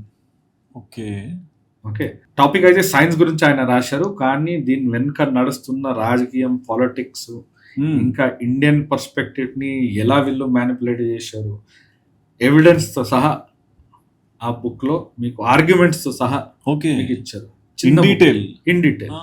మళ్ళీ దాని నుంచి వేరే ఈ ఎక్కువ కావాలంటే ఈ బుక్ లో రెఫరెన్సెస్ ఉన్నాయి అని ఇచ్చారు. కానీ ఒక ఫస్ట్ ఆ మైండ్ సెట్, ఒక ఫ్రేమ్ వర్క్ సెట్ చేసేది ఆ book. Is science western in origin by professor C K Raju. దాని తర్వాత ఒక యంగ్ ఆథర్ ఉన్నారు, అమృతాంశు పాండే. ఇప్పుడు ఫ్రాక్టల్ మండల అని ఒక బుక్ రాశారు. ఓకే, ఇప్పుడు మన ఇతిహాసం ఏంటి, బయట వాళ్ళ హిస్టరీ ఏంటి, మన ఏదైతే నేను చెప్పాను కదా శ్రీమద్ భాగవతం నుంచి ఫస్ట్ మనవంతరం, 7th మనవంతరం, అవన్నీ ఫస్ట్ నేను ఆయన బుక్ లో చదివాను. ఫ్రాక్టల్ మండలాలో చాలా మంచిగా ఈజీగా అండర్స్టాండ్ అయ్యే లాంగ్వేజ్ లో ఆయన ఎక్స్ప్లెయిన్ చేశారు. ఇది పాపులర్ పర్సెప్షన్ లో లేకపోవచ్చు, కానీ నేను చదివిన బుక్స్ నాకు ఏదైతే నచ్చినా నేను మీకు చెప్తున్నా. ఇంకొకటి వేదవీర్ ఆర్య గారు రాశారు, అదైతే బుక్ నేను తెచ్చాను, chronology and origins of Indo European civilisations. అయితే మీరు అడిగారు కదా అలెగ్జాండర్ ముందు ఎట్లా ఉండే, ఏ రాజులు ఉండే, ఏ డైనాసిటీస్ ఉండే. అవును. అయితే వేదవీర్ ఆర్య గారు ఏం చేశారు, మన పురాణాస్ నుంచి తీసి ఎక్కడ వరకు జీనియాలజీ వెళ్తుందో, ఇప్పుడు రామాయణంలో ఇష్వాకు డైనాసిటీ అంటారు. అయితే రాముడు ముందు ఎంతమంది కింగ్స్ ఉండే, ఎప్పటి నుంచి ఎప్పటి వరకు రూల్ చేశారు, ఆ డేట్స్ తో సహా ఒక క్రోనాలజీని నిర్మించి ఇక్కడ పెట్టారు. ఓకే, అయితే పాపులర్ పర్సెప్షన్ లో లేని బుక్స్ చెప్తున్నాయి, ఎందుకంటే నిజం అక్కడి నుంచి వస్తుంది. అవును. ఇంకా 2 బుక్స్ నేను అంటాను. ఆ బుక్స్ ఇదైతే మన హిస్టరీ గురించి మనం తెలుసుకోవచ్చు.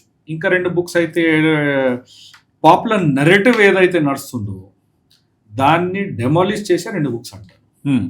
ఒక బుక్ అయితే అందరు చదవాల్సింది ఏంటంటే Sati by professor Meenakshi Jain. Okay, అయితే భారతదేశంలో సతీ అని కుప్రథ ఉండే, దానికి ఇంత పబ్లిసైజ్ చేశారు, ఇంత స్టిగ్మా వేశారు మన దేశం మీద. అది ఎలా మొదలైంది, దానికి నిజం ఏంటి, తప్పేంటి, అది మంచిగా అనలైజ్ చేసి ఆ బుక్ లో ప్రొఫెసర్ మీనాక్షి జైన్ రాశారు. సతీ ఇంకొక బుక్ ప్రొఫెసర్ విటి గోల్డెన్బర్గ్, వీనా టి గోల్డెన్బర్గ్ అని డౌరీ మర్డర్ అనే బుక్ రాశారు. Dowry murder. ఓకే.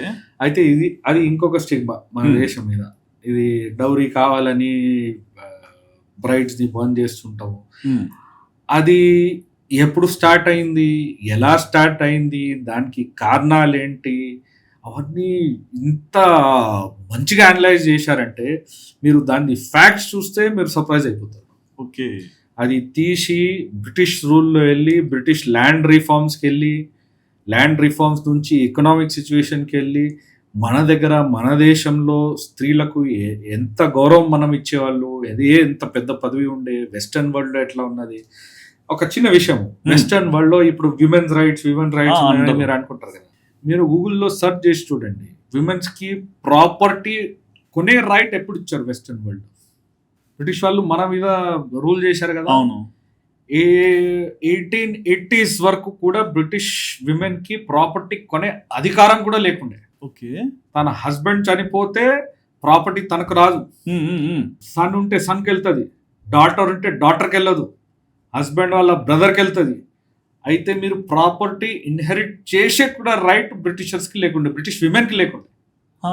అట్లా సిచ్యువేషన్ ఉంది. వీళ్ళకు ఓటింగ్ రైట్ ఏమో 1920s లో వచ్చింది. ఇంకా వాళ్ళు వచ్చి మన దగ్గర మీరు విమెన్ రైట్స్ ఇవ్వలేదు, మీరు సతీ బ్రైడ్స్ ని బంద్ చేసేవాళ్ళు, మీరు డౌరీ మర్డర్ లో ఇట్లా డౌరీ కోసం మీరు బంద్ చేసేవాళ్ళని ఇన్ని కథలు నిర్మించి ఎంత స్టిగ్మటైజ్ మన కంట్రీని, మన సివిలైజేషన్ ని, మన వాళ్ళని ఇట్లా స్టిగ్మటైజ్ చేశారు. అయితే ఈ రెండు విషయాల్ని మీరు ఒక పూర్తిగా డెమాలిష్ చేయాలంటే, సతిని మీరు డెమాలిష్ చేయాలంటే ప్రొఫెసర్ మీనాక్షి జైన్ జీ సతీ బుక్ చదవండి. ఇది డౌరీ వెనక ఉన్న కారణాలు, అది బ్రిటిష్ రూల్ కి ఇంకా ల్యాండ్ రిఫార్మ్స్ కి ఎట్లా లింక్ అవుతాయి, అది తెలుసుకోవాలంటే ఒకసారి ఇది డౌరీ మర్డర్ అని పేరుతో వీనా టి గోల్డెన్బర్గ్ అనే బుక్ చదవాలి. ఇంకా ఎన్నో ఉంటాయి నాకు గుర్తొచ్చు. బట్ అంటే ఇప్పుడు ఏన్షియంట్ ఇండియాలో సతీ అయినా దౌరీ అయినా వీటి గురించి చాలా ఎక్కువగా మాట్లాడారు. ఈ రోజు కూడా వేరే కంట్రీస్ వాళ్ళు అవే అండర్లైన్ తీసుకొని మన మీద కమెంట్ చేస్తుంటారు. సో అప్పట్లో మన ఏన్షియంట్ ఉమెన్ అంటే మన ఆడవాళ్ళు ఎలా బ్రతికేవారు అంటారు?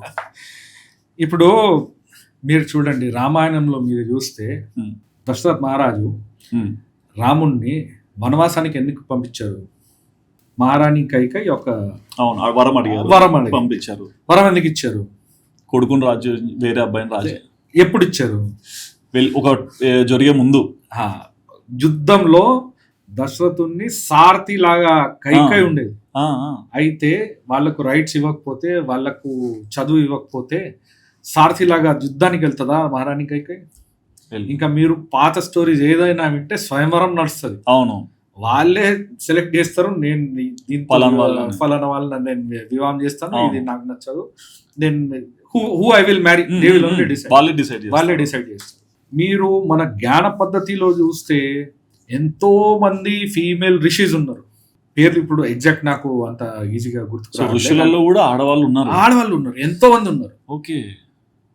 ఋషి అంటే ఓన్లీ మేల్ కాదు, లేడీ రిషీస్ అండ్ ఉపనిషత్ లో ఎంత మంది ఎగ్జాంపుల్స్ మీకు, ఎన్నో ఎగ్జాంపుల్స్ మీకు దొరుకుతాయి. ఇంకా ఇది డౌరీ మర్డర్ గురించి మనం ఇంకా కొంచెం ఈ కాంటెక్స్ట్ లోనికి వస్తే, మన దగ్గర స్త్రీ ధనం అనే ఒక కాన్సెప్ట్ ఉన్నది. స్త్రీధనం. అయితే మీరు వివాహంలో ఏదైతే ఆస్తి, ల్యాండ్, బంగారం ఆడవాళ్ళకి ఇస్తారో అది వాళ్ళదే, దాని మీద భర్తకు కూడా హక్కు ఉండదు. ఓకే. అయితే మన దేశంలో ఎప్పుడైతే విమెన్స్ కండిషన్ అని అడిగితే, విమెన్స్ కండిషన్ ఎప్పుడైనా మీరు చూస్తే చాలా మంచిగా ఉండే, చాలా కంఫర్టబుల్గా ఉండే, చాలా గౌరవంగా ఉండే. ఇది బ్రిటిషర్స్ వచ్చిన తర్వాత వాళ్ళు తెచ్చిన రూల్స్, రెగ్యులేషన్స్, నేను ఏదైతే చెప్పాను కదా ల్యాండ్ రిఫార్మ్, సరే మీరు టాంజెంట్ గా ఒకసారి మనం వెళ్ళగలిగితే ఈ ఆస్పెక్ట్ ని కవర్ చేస్తాం. ఎందుకంటే మనం విమెన్ రైట్స్ గురించి మాట్లాడుతున్నాం కదా, లేకపోతే నేను ల్యాండ్ రిఫార్మ్స్ కి, విమెన్స్ రైట్స్ కి ఏం అర్థం అని వ్యూవర్స్ అనుకుంటున్నాను. అయితే ఆ విషయాన్ని కొంచెం మనం క్లియర్ చేస్తాం. ఇప్పుడు కమ్యూనిస్ట్ పార్టీస్ ఇంకా వరల్డ్ లో కూడా లిబరల్ ఇంటెలెక్చువల్స్ ఏమంటారు, పబ్లిక్ ప్రాపర్టీ మీద అందరికి రైట్ ఉండాలి, ప్రైవేట్ ప్రాపర్టీ ఉండకూడదు. అట్లా ఉంటే ఒక ఐడియల్ సొసైటీ అంటారు కదా. ఇప్పుడు మీరు ఒక బ్రిటిషర్స్ వచ్చే ముందు వీళ్ళు రాయట్ వారి సెటిల్మెంట్ అని మనం అందరము స్కూల్లో చదువుంటాం. అది మన స్కూల్లో మనకేం చదువు చెప్పారంటే రాయట్వారీ సెటిల్మెంట్ అంటే ఆయన చాలా మంచి ల్యాండ్ రిఫార్మ్స్ తెచ్చాడు, లార్డ్ కార్న్వాలిస్ అనుకుంటా. ఓకే. చాలా మంచి ల్యాండ్ రిఫార్మ్స్, ఇండియన్స్ దగ్గర ల్యాండ్ రికార్డ్స్ పెట్టే సిస్టమ్ లేదు, బ్రిటిషర్స్ వాళ్ళు వచ్చి మనకు ల్యాండ్ రికార్డ్ సిస్టమ్ నేర్పించారు, మొత్తం సిస్టమటైజ్ చేశారు, ఇంకా రెవెన్యూ కలెక్షన్కి ఒక సిస్టమ్, మంచి సిస్టమ్ పెట్టారని రాయట్వారీ సిస్టమ్ స్కూల్లో మాకు చెప్పినదే అదే. నేను కూడా ఎగ్జామ్ రాశాను, 100/100 మార్క్స్ తెచ్చాను, స్కూల్ టాప్ చేశాను, మంచి స్టూడెంట్ లాగా బయట వచ్చాను. ఇప్పుడు వచ్చి ఇది డౌరీ మర్డర్ బుక్ చదివినప్పుడు నాకు తెలిసింది దాని వెనక ఉన్న నిజం ఏంటి. నిజం అయితే రియాలిటీ ఇది. అప్పుడు agricultural land was owned by the king.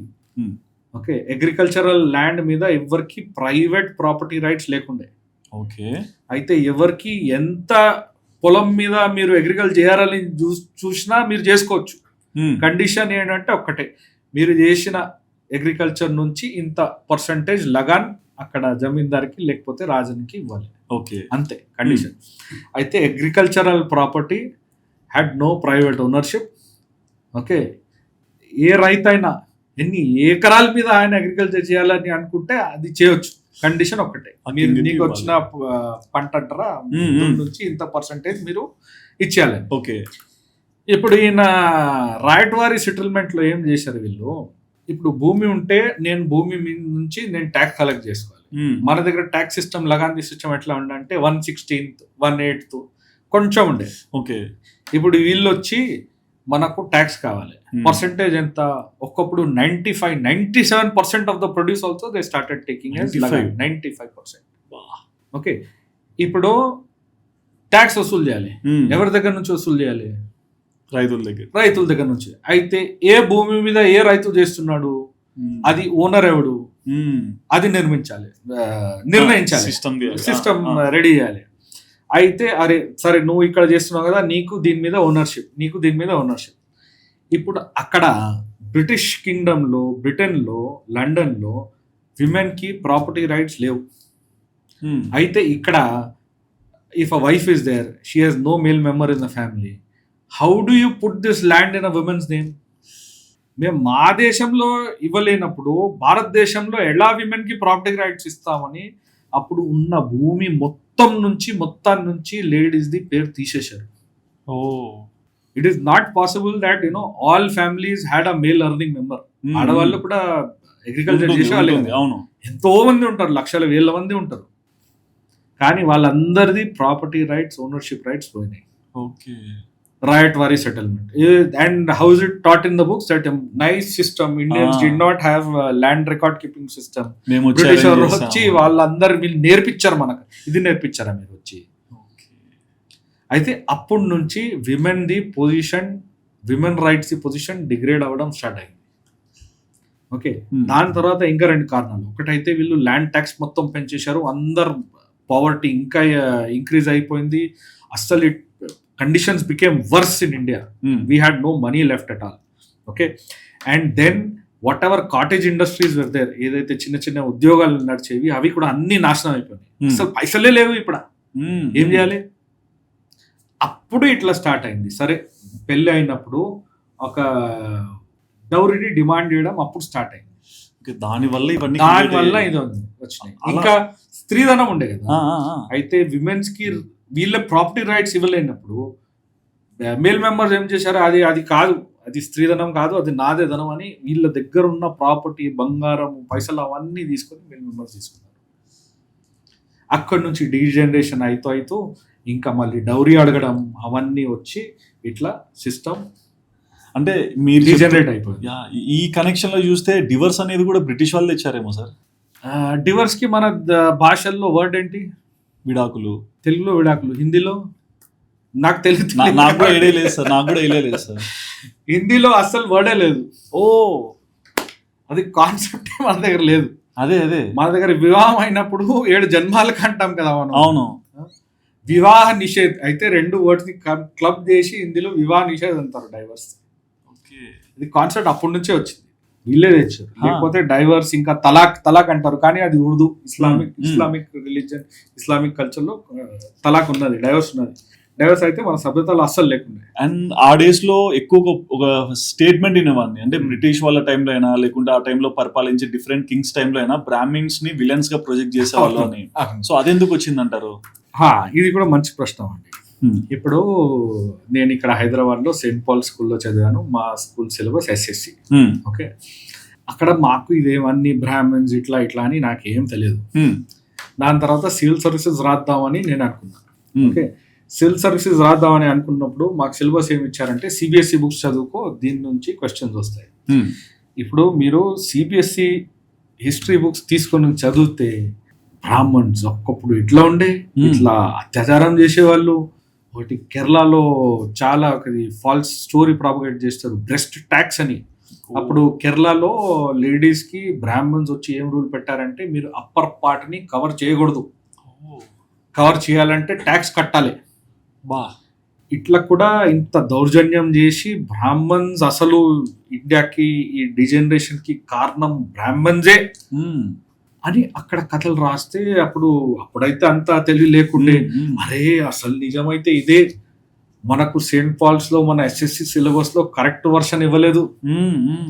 ఇప్పుడు హైరార్కీ ఉంటది కదా, SSC అంటే తక్కువ అనుకుంటాం, దానికైనా పెద్దది మళ్ళీ CBSE, ఇంకా పెద్దది అంటే ఇంటర్నేషనల్ సిలబస్, ఇంటర్నేషనల్ యూనివర్సిటీస్.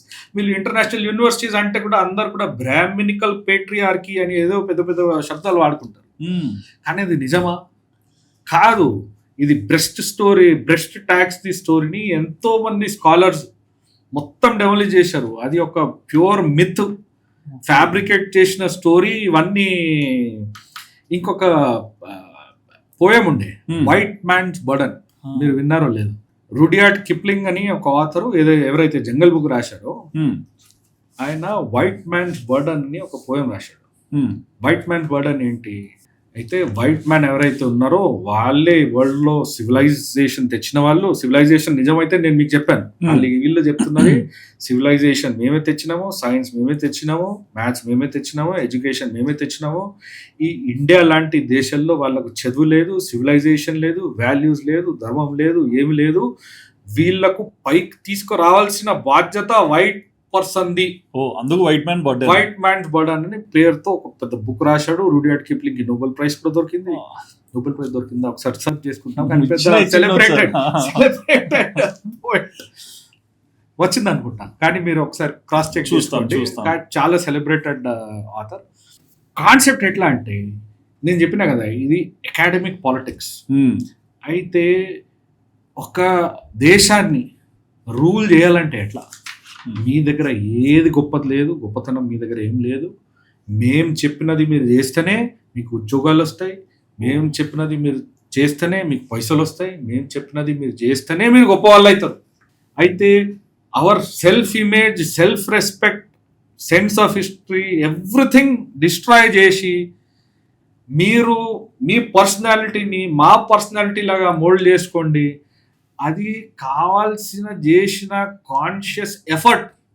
అది చేయాలంటే ఎట్లా, మన దగ్గర ఉన్న గొప్ప విషయాలన్నిటినీ డిస్ట్రాయ్ చేసి, ఇది లేదు, అది తప్పు, మన నిజాల్ని అందరినీ అబద్ధాలుగా చూపెట్టి, వాళ్ళు చెప్తున్న అబద్ధాలను అన్నిటిని నిజంగా చూపెట్టి మన సివిలైజేషన్ ని డిస్ట్రాయ్ చేస్తేనే మనం వాళ్ళని ఫాలో చేస్తాం. బట్ అంటే లిటరేచర్ పరంగా అంటే బిఫోర్ అలెగ్జాండర్ పీరియడ్ వరకు అంటే 1,20,000 గ్రామాల్లో కూడా 1,15,000 గ్రామాల వరకు ఎడ్యుకేషన్ సిస్టమ్ ఉంది. సో ఒక రకంగా చూస్తే అందరూ లిటరసీ పరంగా బాగా చదువుకున్నారు, నాలెడ్జ్ ఉంది.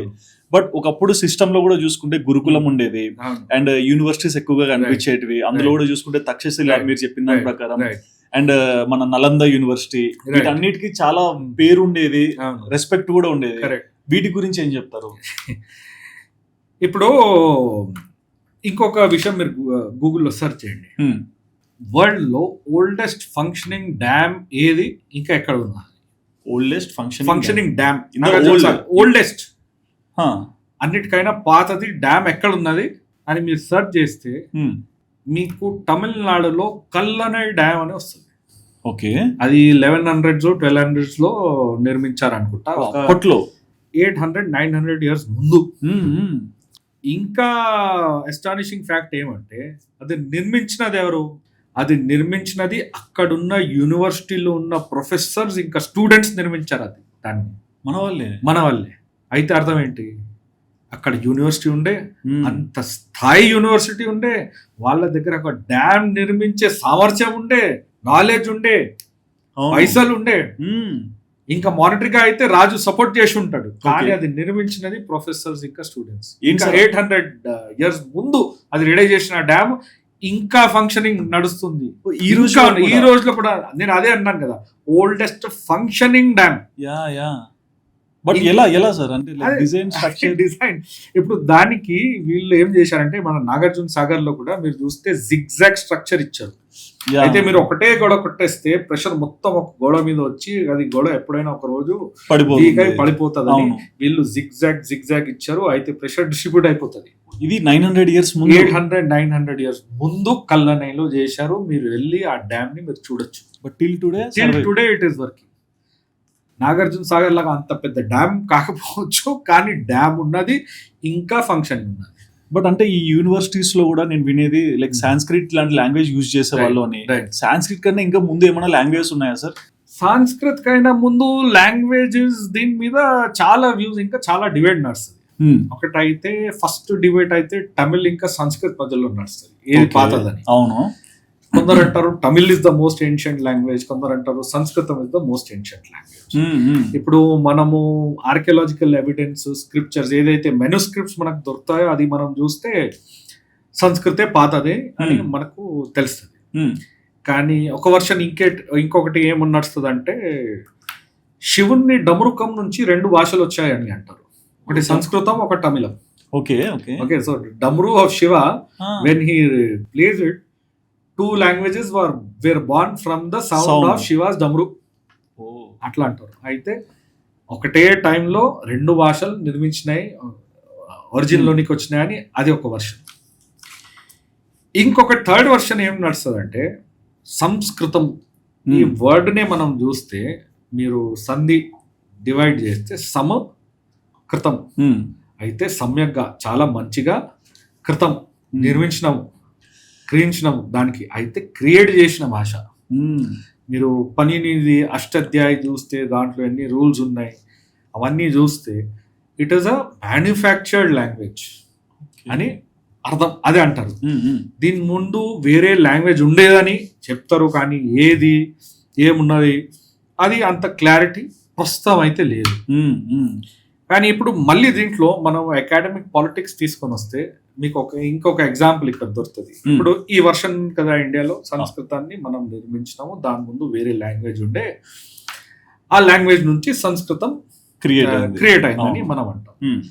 ఇప్పుడు బ్రిటిషర్స్ బయట నుంచి వచ్చారు కదా, నేను చెప్పిన ఫస్ట్ షాక్ వాళ్ళకు సంస్కృతంది వచ్చింది, అరే ఇంత మంచి భాష ఎట్లా వచ్చింది, నాలెడ్జ్ ఇట్లా ఉన్నది, ఇంకా మనకైనా గొప్ప లాంగ్వేజ్ వీళ్ళ దగ్గర ఎట్లా ఉంటది, మనం దీన్ని ఎట్లా వాడుకోవాలి, మనం వీళ్ళని ఎట్లా రూల్ చేస్తామంటే వాళ్ళు ఇంకొక మిత్ నిర్మించారు అక్కడ. ఏమంటే సంస్కృతం భాష కూడా మాదే అంటే యూరోపియన్స్దే. యూరోపియన్స్ ఎట్లా అవుతుందా మీకు, ఇప్పుడు ఒక శబ్దం ఒక అక్షరం కూడా మీకు రాదు అంటే, లేదు అప్పుడు ఒకటి ప్రోటో ఇండో యూరోపియన్ లాంగ్వేజ్ ఉండేదని చెప్పారు. ఆర్యన్స్ అక్కడ నుంచి ఇండియాకి వచ్చినప్పుడు ఈ లాంగ్వేజ్ ని ఇక్కడ తీసుకొచ్చారు, మళ్ళీ ఇక్కడ వచ్చి ఈ గ్రంథాలు రామాయణం, మహాభారతం, గ్రామర్ మొత్తాన్ని రాశారని వాళ్ళు అంటారు. అయితే ఇట్లా ప్రతి దాంట్లో ప్రతి విషయంలో ఇట్లా inferiority, superiority, who is great, who is best, who did it first, అవన్నీ రాజకీయం అవుతుంటది. బట్ ఈ నలంద యూనివర్సిటీ గురించి కూడా ఈ రోజు కూడా వింటుంటాం సార్, అంటే ఎక్కడైనా న్యూస్ వస్తుంటే ఆ యూనివర్సిటీ కాలుస్తే కొన్ని సంవత్సరాల వరకు ఆ మంటలు అలాగే ఉన్నాయి, అంత నాలెడ్జ్ మనం కోల్పోయామంటారు. సో ఈ నలంద యూనివర్సిటీ ప్రత్యేకత ఏం చెప్తారు?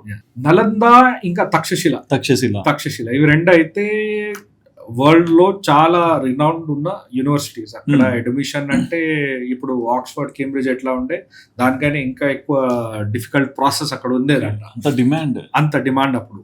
ఇంకా విశ్వం మొత్తం నుంచి స్టూడెంట్స్ ఇక్కడ వచ్చేవాళ్ళు. ఇంకా ఇంతకు ముందు చైనా వాళ్ళు ఒక ఫిల్మ్ చేశారు, దాంట్లో కూడా ఫాహియాన్ అని ఒక చైనీస్ ట్రావెలర్ అక్కడ నుంచి భారతదేశానికి వచ్చి ఇక్కడ ఉన్న జ్ఞానం మొత్తం లర్న్ చేసి మళ్ళీ చైనాకి తీసుకెళ్ళండి, ఆ సందర్భంలో ఫాహియాన్ వచ్చాడని ఉన్నాడు. దాని మీద ఒక ఫిల్మ్ కూడా చేశారు. ఆ ఫిల్మ్ లో ఫాహియాన్ ఎట్లా ఎన్ని డిఫికల్టీస్ ఫేస్ చేస్తూ చైనా నుంచి ఇక్కడ వచ్చి గురుగారి దగ్గర వచ్చి దీక్షని తీసుకొని సంస్కృతం నేర్చుకొని, ఇంకా ఫిల్మ్ చైనీస్ లో ఉన్నది కానీ ఇది గురువుని ఇంకా శిష్యుని మధ్య ఉన్న డైలాగ్ సంస్కృతంలో ఉన్నది. ఓ చైనీస్ చేసిన ఫిల్మ్. అయితే వాళ్ళు కూడా అంటున్నారు మేము ఇక్కడ వచ్చి ఇండియాలో నేర్చుకుని అక్కడ వెళ్ళాం కానీ మా వాళ్ళు ఒప్పుకోరు. లేదు మీరే అంటున్నారు మా దగ్గర ఎంత గొప్పతనం ఎక్కువ ఉండే, మా దగ్గర ఏం లేకుండే, మేమైతే అందరం పేదవాళ్ళు అని అట్లా అనుకుంటారు. అయితే మన self respect, our sense of who we were has somehow been destroyed by all this kinds of manipulated versions of history, academics and education. So but coming back to your question on university, aithe so Takshila was that big university and meeru chuste Chinese calendar, Chinese system of medicine, వాళ్ళు నేర్చుకున్న martial arts. ఇప్పుడు మనం films movies చూస్తుంటే martial arts ఒక మన సూర్య film కూడా చేశారు కదా, అది కూడా దానికి కూడా సాక్ష్యాలు ఉన్నాయి, ప్రూఫ్స్ ఆర్ దేర్. ఇక్కడ నుంచి ఆయన వెళ్ళి ఆయన నేర్పించారు. ఇంకా లాఫింగ్ బుద్ధ అని మనం పెట్టుకుంటాం కదా, అది కూడా బోధి ధర్ముందే ఒక విగ్రహం అని అంటారు.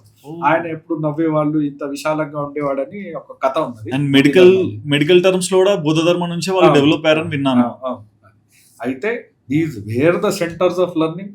And but what we should also remember is that while these 2 universities might have been very popular, ఇలాంటి 100 పైన యూనివర్సిటీస్ ఇండియాలో ఉంటాయి.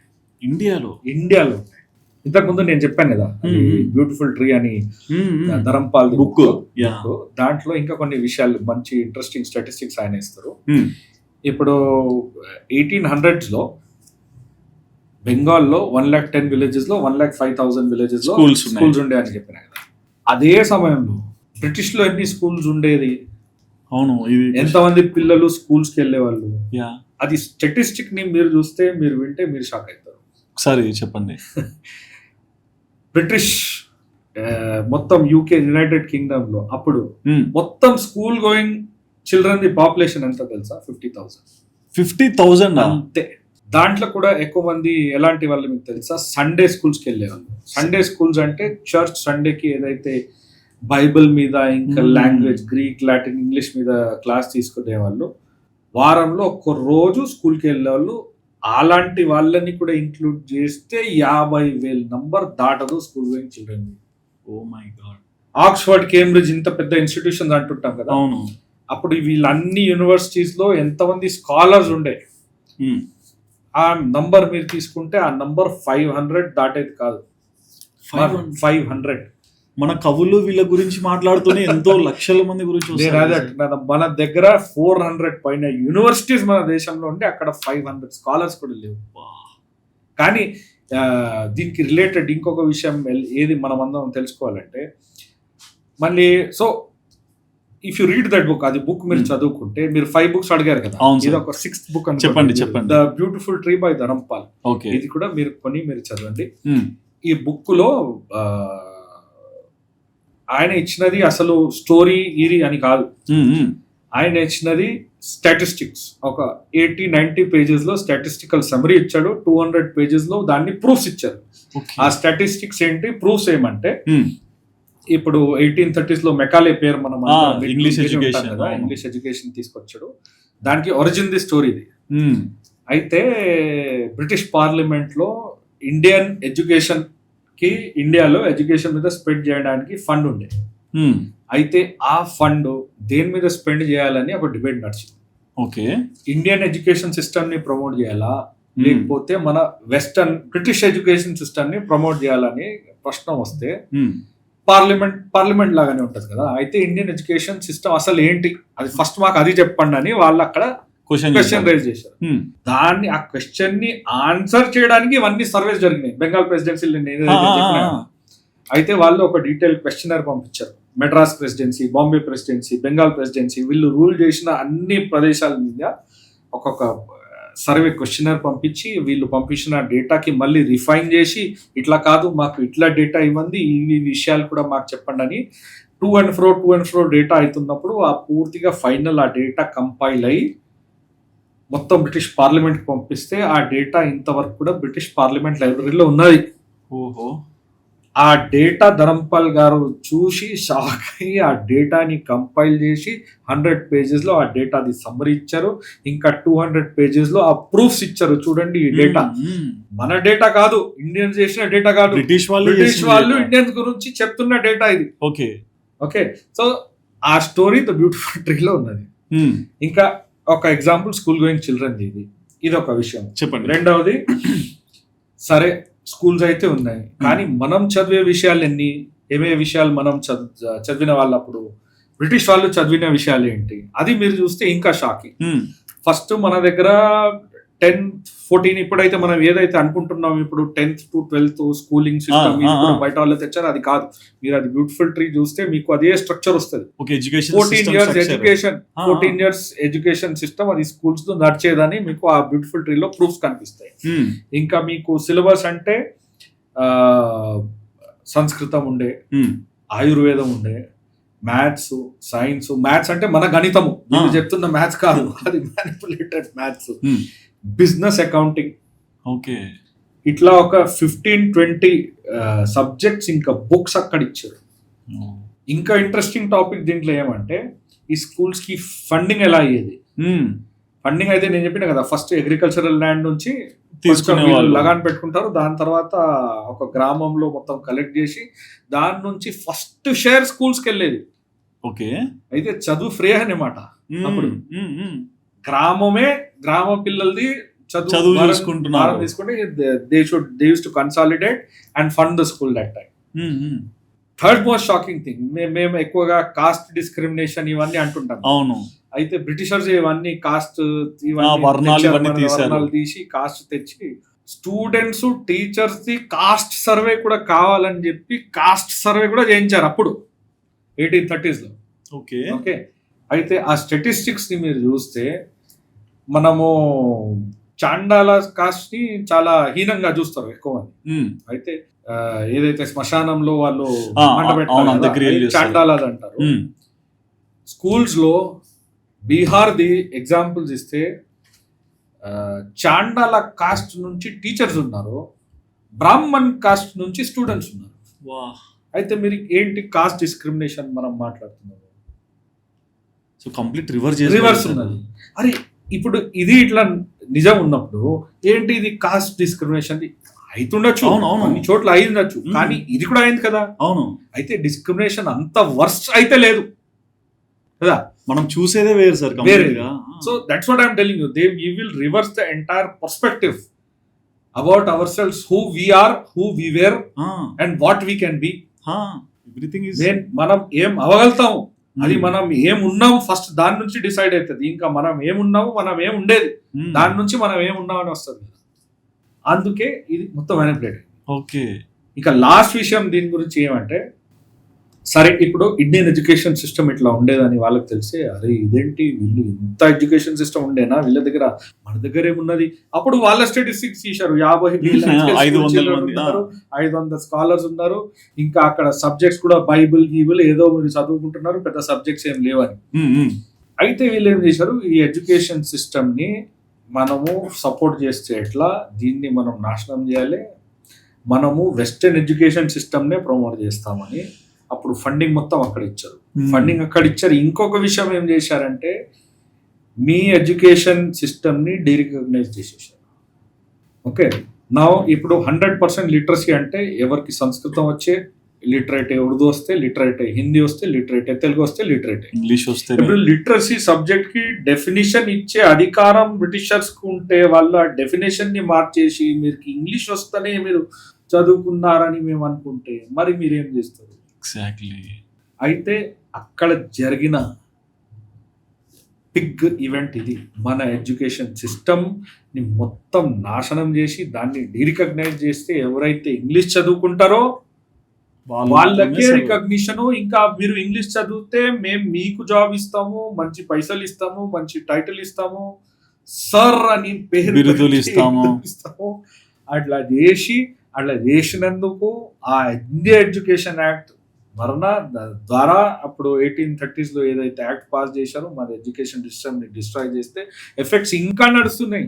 ఇంకా ఈ ఫ్యాక్ట్స్ కూడా బయట తీయాలంటే ఎక్కువ మంది పట్టించుకోరు దాన్ని. Exactly. ఏదో ఒకటి వచ్చి కథలు చెప్తున్నారని అంటారు. బట్ ఈ రోజు కూడా మీరు చెప్పిన దానిలో ఒక ఇంపాక్ట్ ఉంది సార్. అంటే రీసెంట్ గా మా ఫ్యామిలీలో ఒకరికి సర్జరీ అయింది, క్లినిక్ అంటే హాస్పిటల్లో ఉన్నాం. డాక్టర్ వచ్చి ఇంగ్లీషే మాట్లాడుతున్నారు. ఇక్కడ పేషెంట్ కి ఇంగ్లీష్ వచ్చి కాబట్టి అర్థమవుతుంది, ఆ మదర్ కి అర్థం కావట్లా. సో ఎంత డిఫరెన్స్ కనిపిస్తుంది చూడండి. అంటే వాళ్ళకి తెలుగు వచ్చు, ఇక్కడే పుట్టింటాడు, ఇక్కడే పెరిగింటాడు, ఆ పేరు కూడా తెలుగులో ఉంటది. బట్ స్టిల్ ఇంగ్లీష్ మాట్లాడితే హానర్, ఇంగ్లీష్ మాట్లాడితే రెస్పెక్ట్ అనే ఫీలింగ్ లో పడ్డాం. అదే ఇంకా మీరు ఇది లాంగ్వేజ్ మీరు చెప్పారు కాబట్టి ఇదే విషయం అని కాదు. మీరు చూడండి, మన దేశంలో ఉన్న జనాల్ని మనం ఎంత సతాయిస్తున్నామంటే ప్రభుత్వం వలన. ఇప్పుడు ఒక పాప పుట్టాడు, హాస్పిటల్కి వెళ్తే మెడిసిన్ పేర్లన్నీ ఇంగ్లీష్. మీరు ఎప్పుడైనా ఒక మెడికల్ షాప్కి వెళ్ళి చూడండి, విలేజర్స్ అక్కడ వెళ్ళి కొంటుంటే ఆయనకు అస్సలు పేర్లు అర్థం అవును. ఏదంటే ఇది ఎల్లో టాబ్లెట్ అప్పుడు తీసుకో, గ్రీన్ టాబ్లెట్ ఇప్పుడు తీసుకొని పాపం అట్లా తీసుకుంటారు. ఇప్పుడు నా దగ్గర కూడా ఒక డ్రైవర్ డాక్టర్ దగ్గర వెళ్ళి ఒక చిట్టి తీసుకొని వచ్చాడు.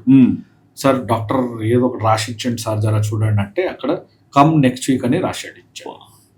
అది కూడా చదవలేదు. ఎలా జీవించాలి వీళ్ళందరూ? అండ్ మన వాళ్ళు మన కంట్రీలో బ్రతకడానికి మనకు భాష అర్థం కావట్లేదు. చిన్న విషయం మనం మార్చలేమా? ఆయనకు తెలుగు ఇంగ్లీష్ రాకపోతే ఆయన గురించి తెలుగు లాంగ్వేజ్ లో రాయలేమా? సర్లే, ఇదైతే డాక్టర్, ఇది పక్కకు పెట్టండి. మీరు ఎలక్ట్రిసిటీ బిల్ వస్తుంది, అవును, వాటర్ బిల్ వస్తుంది, అవును, ఏ భాషలో ఉంటాయి? ఇంగ్లీష్. నాకు ఇంగ్లీష్ రాకపోతే గ్యాస్ బిల్ కూడా English, gas bill English, bank statement English. అవును, నేను నా పైసలు తీసుకెళ్లి బ్యాంక్ లో వేస్తే ఎన్ని పైసలు ఉన్నాయి అది కూడా నా భాషలో నాకు చెప్పరా, ఇంగ్లీష్ లో చెప్తారా? అది ఇన్సిడెంట్ కూడా అయింది. మా ఫ్యాక్టరీలో పనిచేసే వాళ్ళు అందరికి నేను బ్యాంక్ అకౌంట్స్ ఓపెన్ చేయించాను. ఇంతకుముందు మోదీ గారు జన్ధన్ అకౌంట్స్ చెప్పారు కదా ఓపెన్ చేయమని. అంటారు వీళ్ళు యూపీ వాళ్ళు. అయితే అక్కడ పైసలు పంపించాలంటే చాలా కష్టం. ఇక్కడ 2%, 3% కమిషన్ తీసుకొని ఊరు నుంచి పంపించేవాళ్ళు. అయితే నేను చెప్పిన ఎందుకు అయ్యా, నేను బ్యాంక్ అకౌంట్స్ ఓపెన్ చేస్తా, అక్కడ డ్రా చేసుకోమని చెప్పంటే బ్యాంక్ అకౌంట్స్ ఓపెన్ చేయించిన. ఒకరోజు ఏదో కంగారు పడుతూ సార్ సార్ సార్ అని నా దగ్గర వచ్చాడు. ఏమైందిరా బాబు రంజిత్ అంటే, సార్ ఏదో చూడండి బ్యాంక్ ఏదో మెసేజ్ పంపించాడంటే. ఏం మెసేజ్ వచ్చిందిరా చూపెట్టంటే, welcome to Bank of India mister Ranjith అని రాసి ఉంటాడు. అప్పుడు నాకు అట్లా హిట్ అయింది. ఎందుకంటే ఎవరికన్నా చెప్పినా చిన్న స్మైల్ ఏదో ఈగో సాటిస్ఫాక్షన్ ఉండొచ్చు, కానీ ట్రూగా ఆలోచిస్తే రేపు పొద్దున భవిష్యత్తే లేదు. అదే నేను చెప్తున్నా. ఇంకా ఇప్పుడు నేను గూగుల్లో సెర్చ్ చేస్తుంది ఎంతమందికి ఇంగ్లీష్ వస్తుంది మన దేశంలో అని అంటే 20% పైన ఆ ఫిగర్ దాటదని అన్నారు. 30 ఉండొచ్చు, 40 ఉండొచ్చు. కానీ మనం ప్రజెంట్ చేసిన సిచ్యువేషన్, మనం నిర్మించిన సిచ్యువేషన్ ఎట్లా అయిపోయిందంటే 60% ఆఫ్ ద పీపుల్కి అసలు ఎలా జీవిస్తున్నారు వీళ్ళు, ఎలా డైలీ ట్రాన్సాక్షన్ చేస్తున్నారు నాకు అర్థం. బ్యాంకింగ్ చేయలేరు, వీళ్ళు చదవలేరు. ఇంకా వాళ్ళు ఏమనుకుంటారు, మనం ఈజీగా మార్చుకోవచ్చు కదా, బ్యాంక్ వాళ్ళు ఈజీగా బైలింగ్వల్, ట్రైలింగ్వల్ స్టేట్మెంట్ ఇవ్వచ్చు కదా, ఫామ్ ఫిల్అప్ చేయడం కూడా రాదు. కానీ వాళ్ళు ఏమనుకుంటారు, ఏం చేయాలి, మాకే చదువు రాదు. వాళ్ళకి తెలుగు చదవడానికి వస్తుంది, అవును, కానీ ఇంగ్లీష్ రాకపోతే చదివే రాదని అనుకుంటారు. చాలా పెద్ద విషయం సార్ ఇది.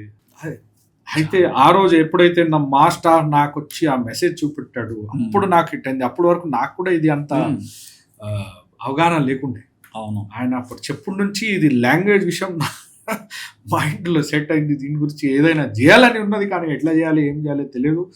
ప్రభుత్వానికి అయితే వేరే వేరే ఫోరమ్స్ లో చెప్తున్నాము. నేను కొన్ని ఆర్టికల్స్ కూడా రాశాను సార్. ఈ రోజు కూడా సారీ సార్, అంటే ప్రభుత్వం అనే వాళ్ళు బయటికి వచ్చి జనాలను ఓట్లు అడుగుతారు కదా సార్, అది ఇంగ్లీష్ లో అడగమంటే తెలుస్తుంది. ఎగ్జాక్ట్లీ, పొలిటీషియన్స్ ఇంగ్లీష్ మాట్లాడితే ట్రోల్ చేస్తున్నారు. ఆ జనాలకి ఏ కమ్యూనికేషన్ అర్థమవుతుంది ఇక్కడ తెలుసు. రేపు పొద్దున వాడు ఇబ్బంది వచ్చి ఏదైనా గవర్నమెంట్ ఫామ్ ఫిల్అప్ చేయాలన్నప్పుడు మరి అక్కడ తెలుగు పెట్టాలని ఎందుకు తెలియదు? అండ్ దీని కంటిన్యూషన్ సార్, అంటే సో ఎడ్యుకేషన్ పరంగా మనం ఇలా ఉన్నాము, కానీ వాళ్ళు ఇలా చేశారు. బట్ అదర్ ఎండ్ లో మనం చూసుకుంటే సూర్య సిద్ధాంతం అని ఒక బుక్ ఉన్నా. ఈ బుక్ లో ఏంటి అంటే అర్థం నుంచి లైక్ సూర్యుడు ఎంత దూరం ఉన్నాడో ఈ డిస్టెన్స్ ని క్యాల్కులేట్ చేశాడు. గెలీలియో వచ్చాడు, టెలిస్కోప్ కనిపెట్టాడు, అది తర్వాత జరిగింది. కానీ అంతకన్నా ముందే ఈ బుక్ ఉంది కదా.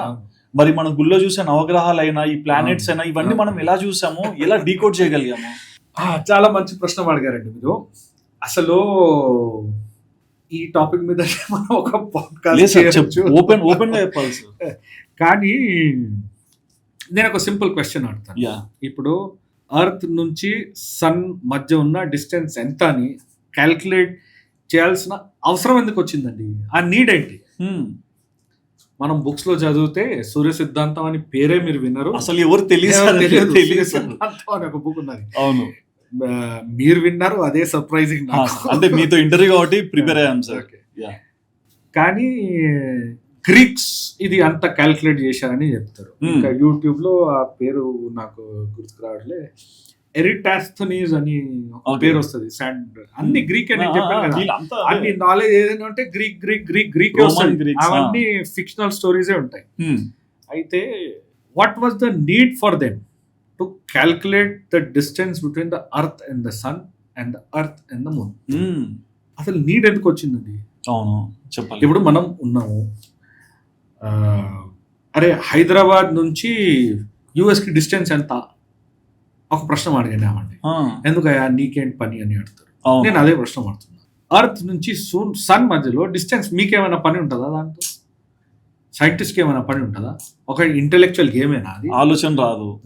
ఎందుకు మన కళ్ళ ముందర లేదు కదా అనుకుంటాం.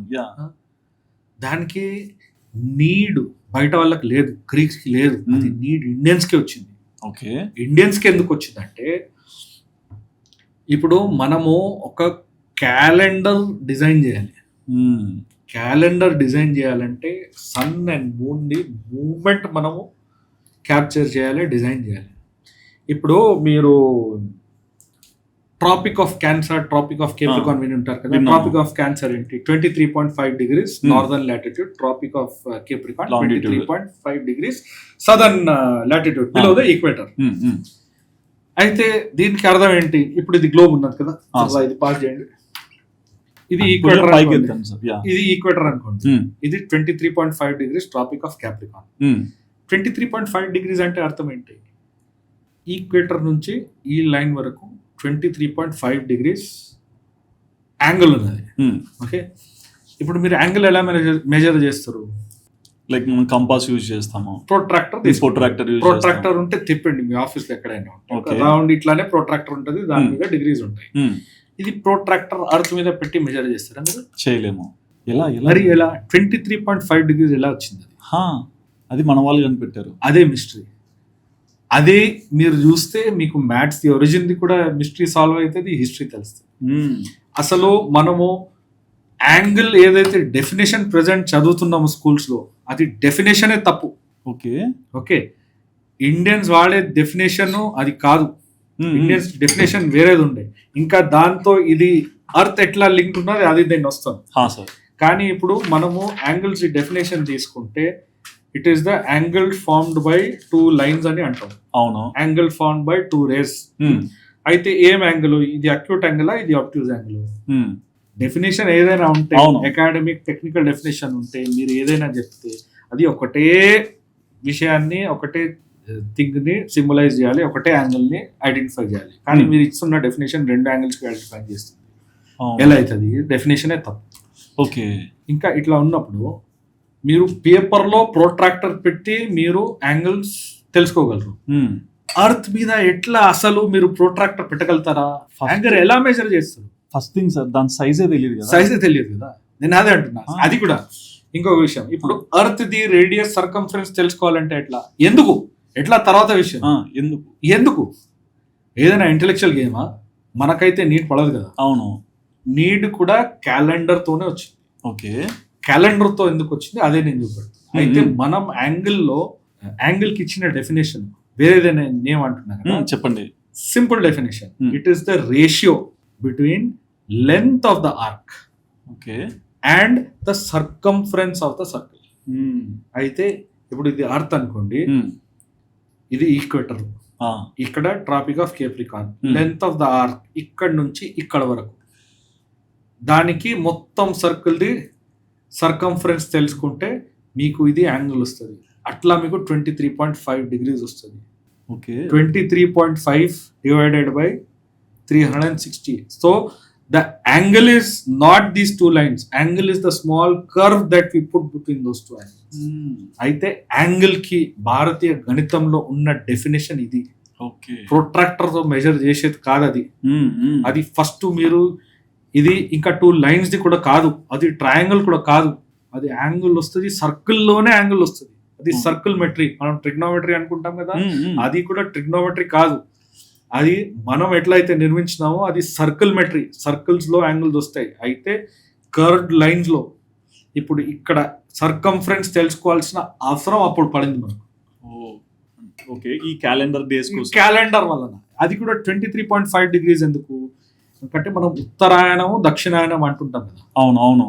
అయితే సూర్యుడిది నార్త్ వర్డ్ మూవ్మెంట్ ఉంటుంది, సౌత్ వర్డ్ మూవ్మెంట్ ఉంటుంది. మనం చూస్తుంటే సూర్యుడు మాక్సిమం నార్త్ వర్డ్ ఎక్కడి వరకు వెళ్తాడు? 23.5 degrees వెళ్తాడు. ఓకే, అది క్రాస్ అవ్వదు, అది క్రాస్ అవ్వదు. సౌత్ వర్డ్ లో వస్తే 23.5 degrees సౌత్ వస్తాడు. ఓకే, అయితే దాన్ని మనం ఒక మ్యాథమెటికల్ మోడల్ చేసి మార్క్ చేయాలంటే ఫస్ట్ యాంగిల్ డెఫినేషన్ ఇండియాతో ఏదైతే ఉండే దాన్ని మనం చాప్ అనేవాళ్ళు. చాప్ సంస్కృతం చాప్ సార్, మనం వాడుకున్న పదం అది చాప్ అని. సర్లే యాంగిలే వాడతాం ఇప్పుడు. అయితే యాంగిల్ ది డెఫినేషన్ ఇలా వచ్చింది. ఇంకా దాన్ని క్యాల్కులేట్ చేయాలంటే ఫస్ట్ అర్త్ ది సర్కంఫరెన్స్ మనకు క్యాల్కులేట్ చేయాల్సి వచ్చింది.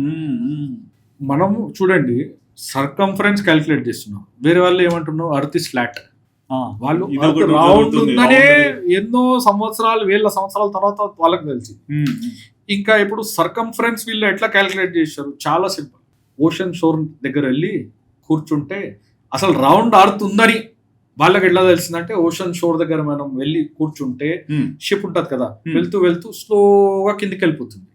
ఒకవేళ అర్త్ ఫ్లాటే ఉంటే అది స్ట్రేట్ ఎంత దూరమైనా నాకు కనిపిస్తుంది కదా. అవును, కొంచెం డిస్టెన్స్ తర్వాత హొరైజన్ లో ఇది కిందికి వెళ్ళిపోతుంది. అంటే అర్త్ రౌండ్ ఉందా అని డౌట్ వచ్చి మళ్ళీ స్టడీ చేస్తే అర్త్ రౌండ్ ఉందని వీళ్ళు కంక్లూజన్కి వచ్చారు. వేరే వాళ్ళు అయితే అర్త్ ఇస్ ఫ్లాట్ అనేవాళ్ళు. అవును, ఆ కాలంలో అప్పుడు మనము అర్త్ రౌండ్ ఉన్నది అని అంటున్నాము. ఇంకా అర్త్ ది సర్కంఫరెన్స్ కూడా క్యాల్కులేట్ చేస్తున్నాం. ఇంకా సర్కంఫరెన్స్ ఎట్లా క్యాల్కులేట్ చేసినామంటే మళ్ళీ సింపుల్ జామెట్రికల్ ఫార్ములా కదా. ఎంత దూరంలో వెళ్ళి ఎంత విజన్ నుంచి డౌన్ అయిపోతుంది అది క్యాల్కులేట్ చేస్తే ట్రయాంగిల్లో రైట్ యాంగిల్ అవన్నీ తీసుకుంటే మీకు సర్కంఫరెన్స్ వచ్చేస్తుంది. ఓకే, అయితే అర్త్ అయితే సర్కంఫరెన్స్ క్యాల్కులేట్ చేసేసారు. ఇప్పుడు సన్ అండ్ మూన్ ది డిస్టెన్స్ క్యాల్కులేట్ ఎందుకు చేయాలి? అది డిస్టెన్స్ ఎందుకు క్యాల్కులేట్ చేయాలంటే నేనేం చెప్పినా క్యాలెండర్ నిర్మించాలి, క్యాలెండర్ రెడీ చేయాలి. క్యాలెండర్ రెడీ చేయాలంటే ఎందుకు? What is the need to make a good calendar? The need for a good calendar is because sun and moon they affect the weather patterns. Weather, okay. అయితే ఇప్పుడు మన దేశము కృషి ప్రధాన దేశం కదా. అప్పుడు మనము అగ్రికల్చర్ చేయాలంటే when to so the seeds, monsoon ఎప్పుడు వస్తుంది, వర్షం ఎప్పుడు వస్తుంది, అది మనం క్యాల్కులేట్ చేయాలి. మీరు అడిగారు ఇంతకు ముందు ఒక ప్రశ్న, మన దేశం ఇంత ప్రాస్పరస్ గా ఉన్న దానికి కారణం ఏంటి? కారణం ఇది క్యాలెండర్. క్యాలెండర్ ఎందుకంటే మనము క్లియర్ గా ప్రెడిక్ట్ చేయగలుగుతాము అప్పుడు రెయిన్ ఎప్పుడు వస్తుందని.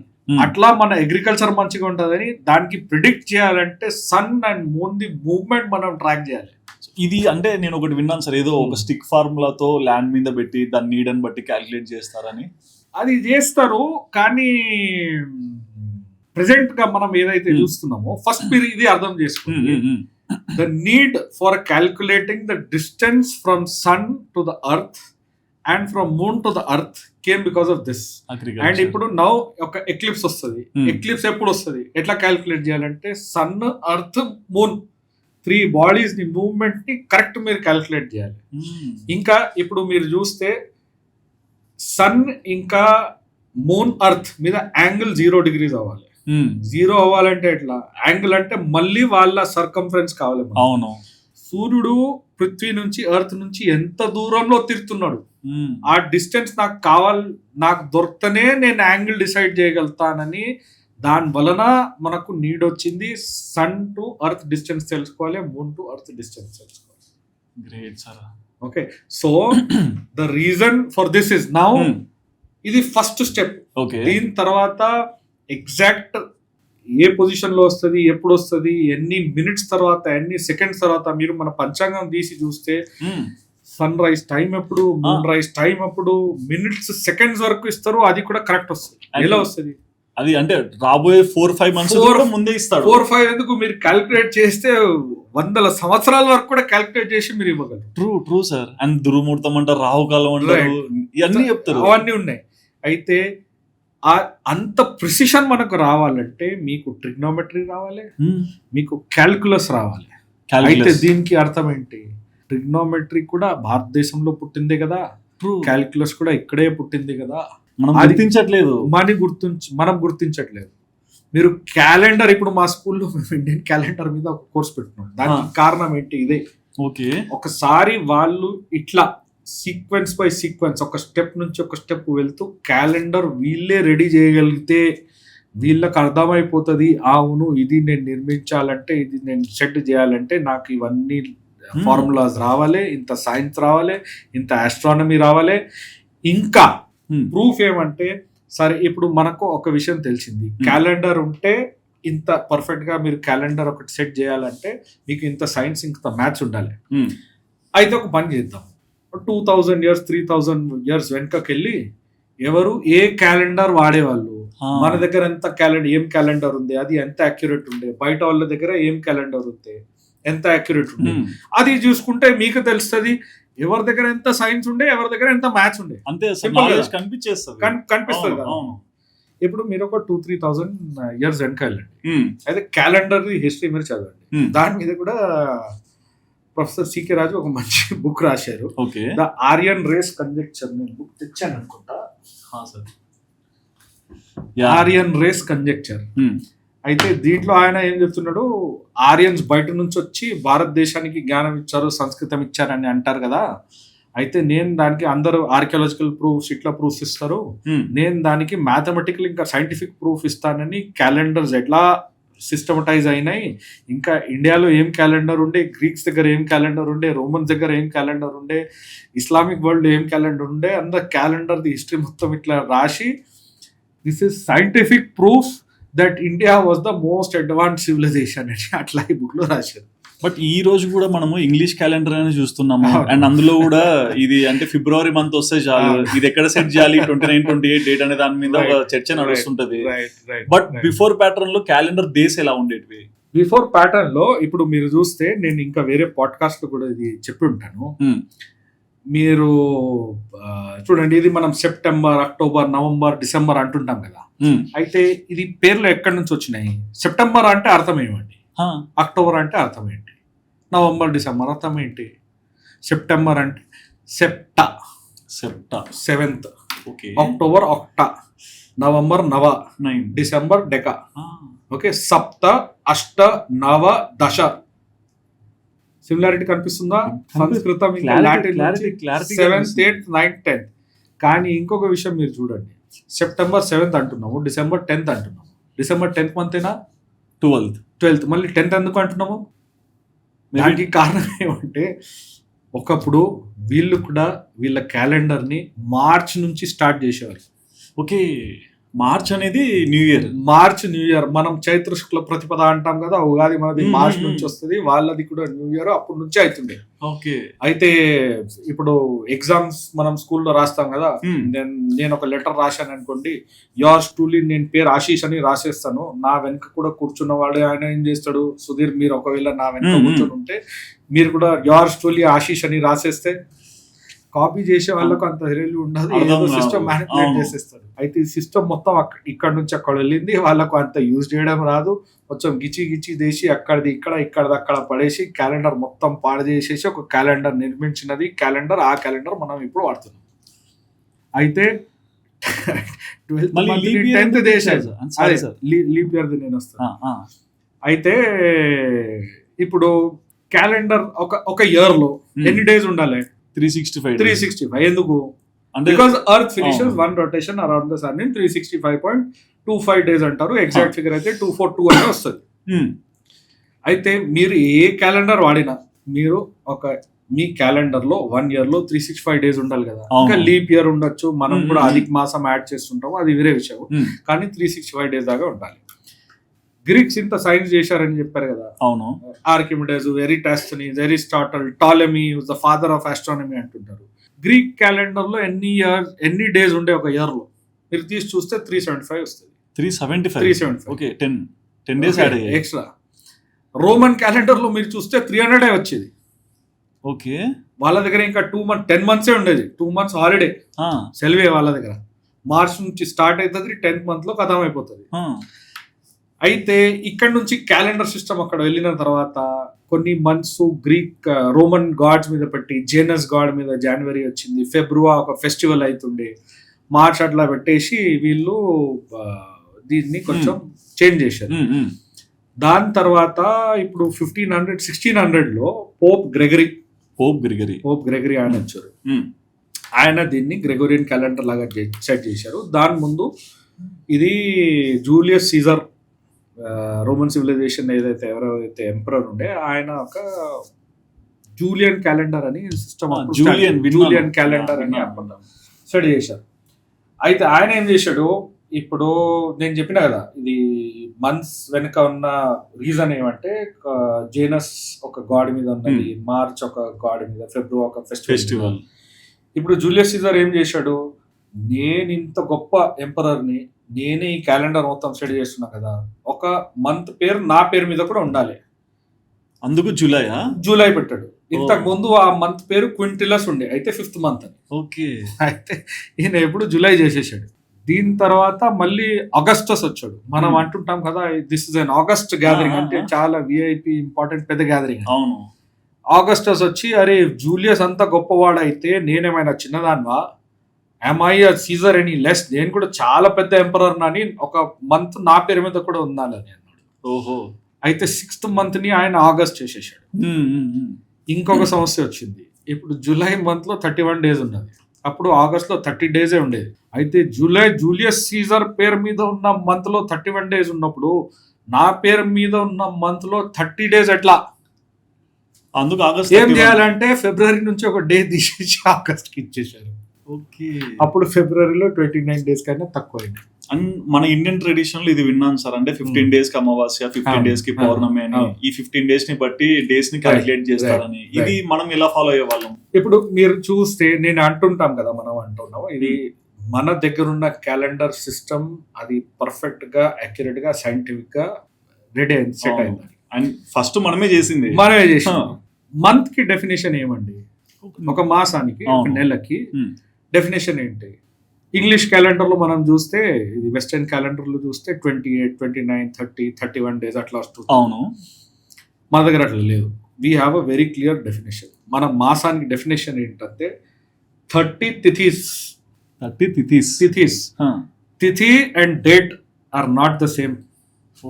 ఓకే, ఫస్ట్ మనం తెలుసుకోవాల్సింది ఏమంటే అదే, తిథి and date are not the same. ఇంకా దానికైనా ముందు కూడా ఒకవేళ మనం మన క్యాలెండర్ సిస్టమ్ ని పూర్తిగా అర్థం చేయాలంటే మనం అర్థం చేసుకోవాల్సింది ఏమంటే, మన దగ్గర 3 calendars ఉన్నాయి. 3 ఫస్ట్ సోలార్ క్యాలెండర్. ఓకే, అయితే 365 days of the year solar calendar లో వస్తాయి. దాని తర్వాత lunar calendar. Okay, so this tracks the movement of the moon. ఇంకా మీరు వట్టి సూర్యుడిని చూస్తే, వట్టి మూన్ ని చూస్తే నడవదు.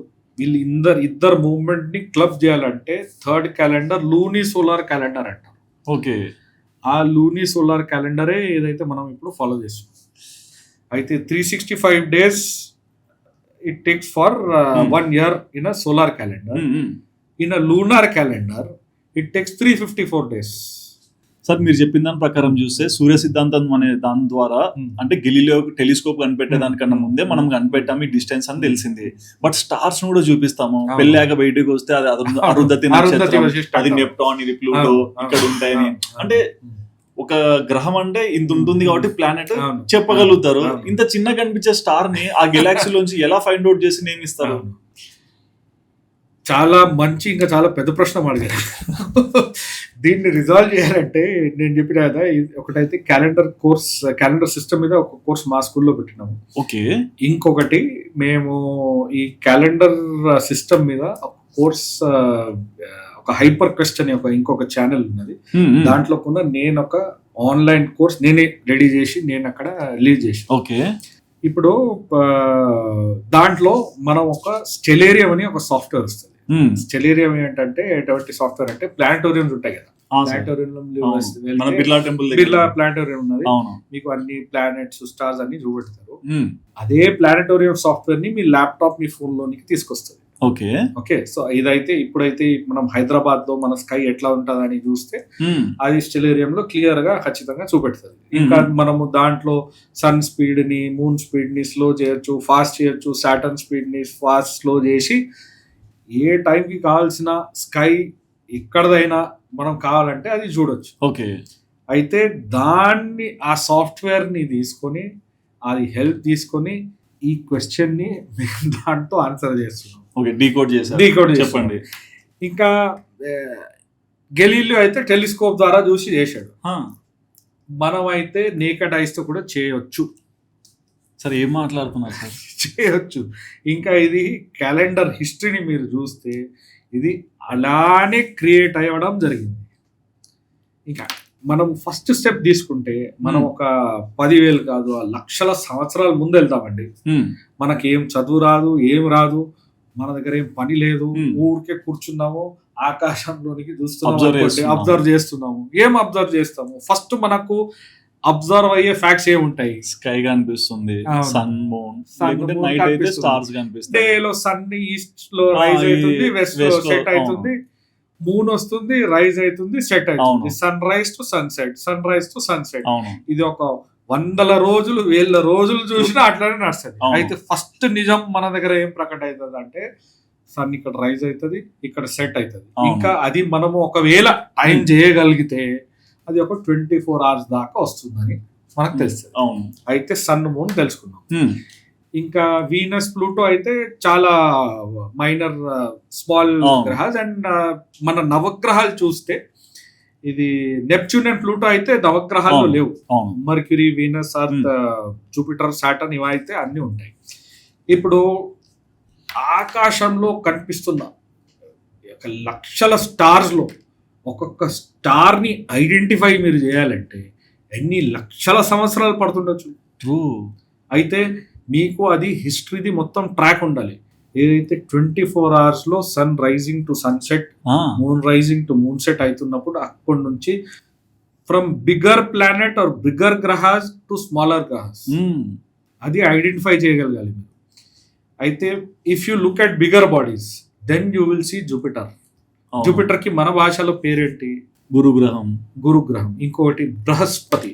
బృహస్పతి. యా, బృహస్పతి ఎందుకు? అంటే కొంచెం అన్నిటికన్నా పెద్ద. బృహత్ ఎక్స్పాండ్, అన్నిటికన్నా పెద్దదనే పెద్దది. Brihaspati. Sir. Second biggest planet ఏదైతే ఏం కనిపిస్తుంది మీకు? శని, షాట్రన్. సాటర్న్. దానికి శని పేరు ఎందుకున్నది? సంస్కృత్ ఎటిమాలజీ మీరు చూస్తే షణై షణై మెల్లమెల్లగా వెళ్తుంది. ఏదైతే మీరు ఆకాశంలో చూస్తుంటే జూపిటర్ బృహస్పతికి 12 సంవత్సరాలు పడతాయి కంప్లీట్ చేయడానికి. కంప్లీట్ ఒక రౌండ్ కంప్లీట్ చేయాలంటే. ఇప్పుడు ఇక్కడ ఉన్నాడు అనుకోండి బృహస్పతి, సార్, మళ్ళీ తిరిగి ఇక్కడే రావడానికి point కి. 12 సంవత్సరాలు పడతాయి. ఓ, మన కుంభమేళా చేస్తాం కదా, అవును. కుంభమేళా 12 years లో ఎందుకు వస్తుంది? అదే అంటారు. జూపిటర్ 12 years లో మళ్ళీ అదే పొజిషన్ లో వస్తుందనే కుంభమేళా చేస్తుంది. దానికి కుంభమేళా పేరు ఎందుకు?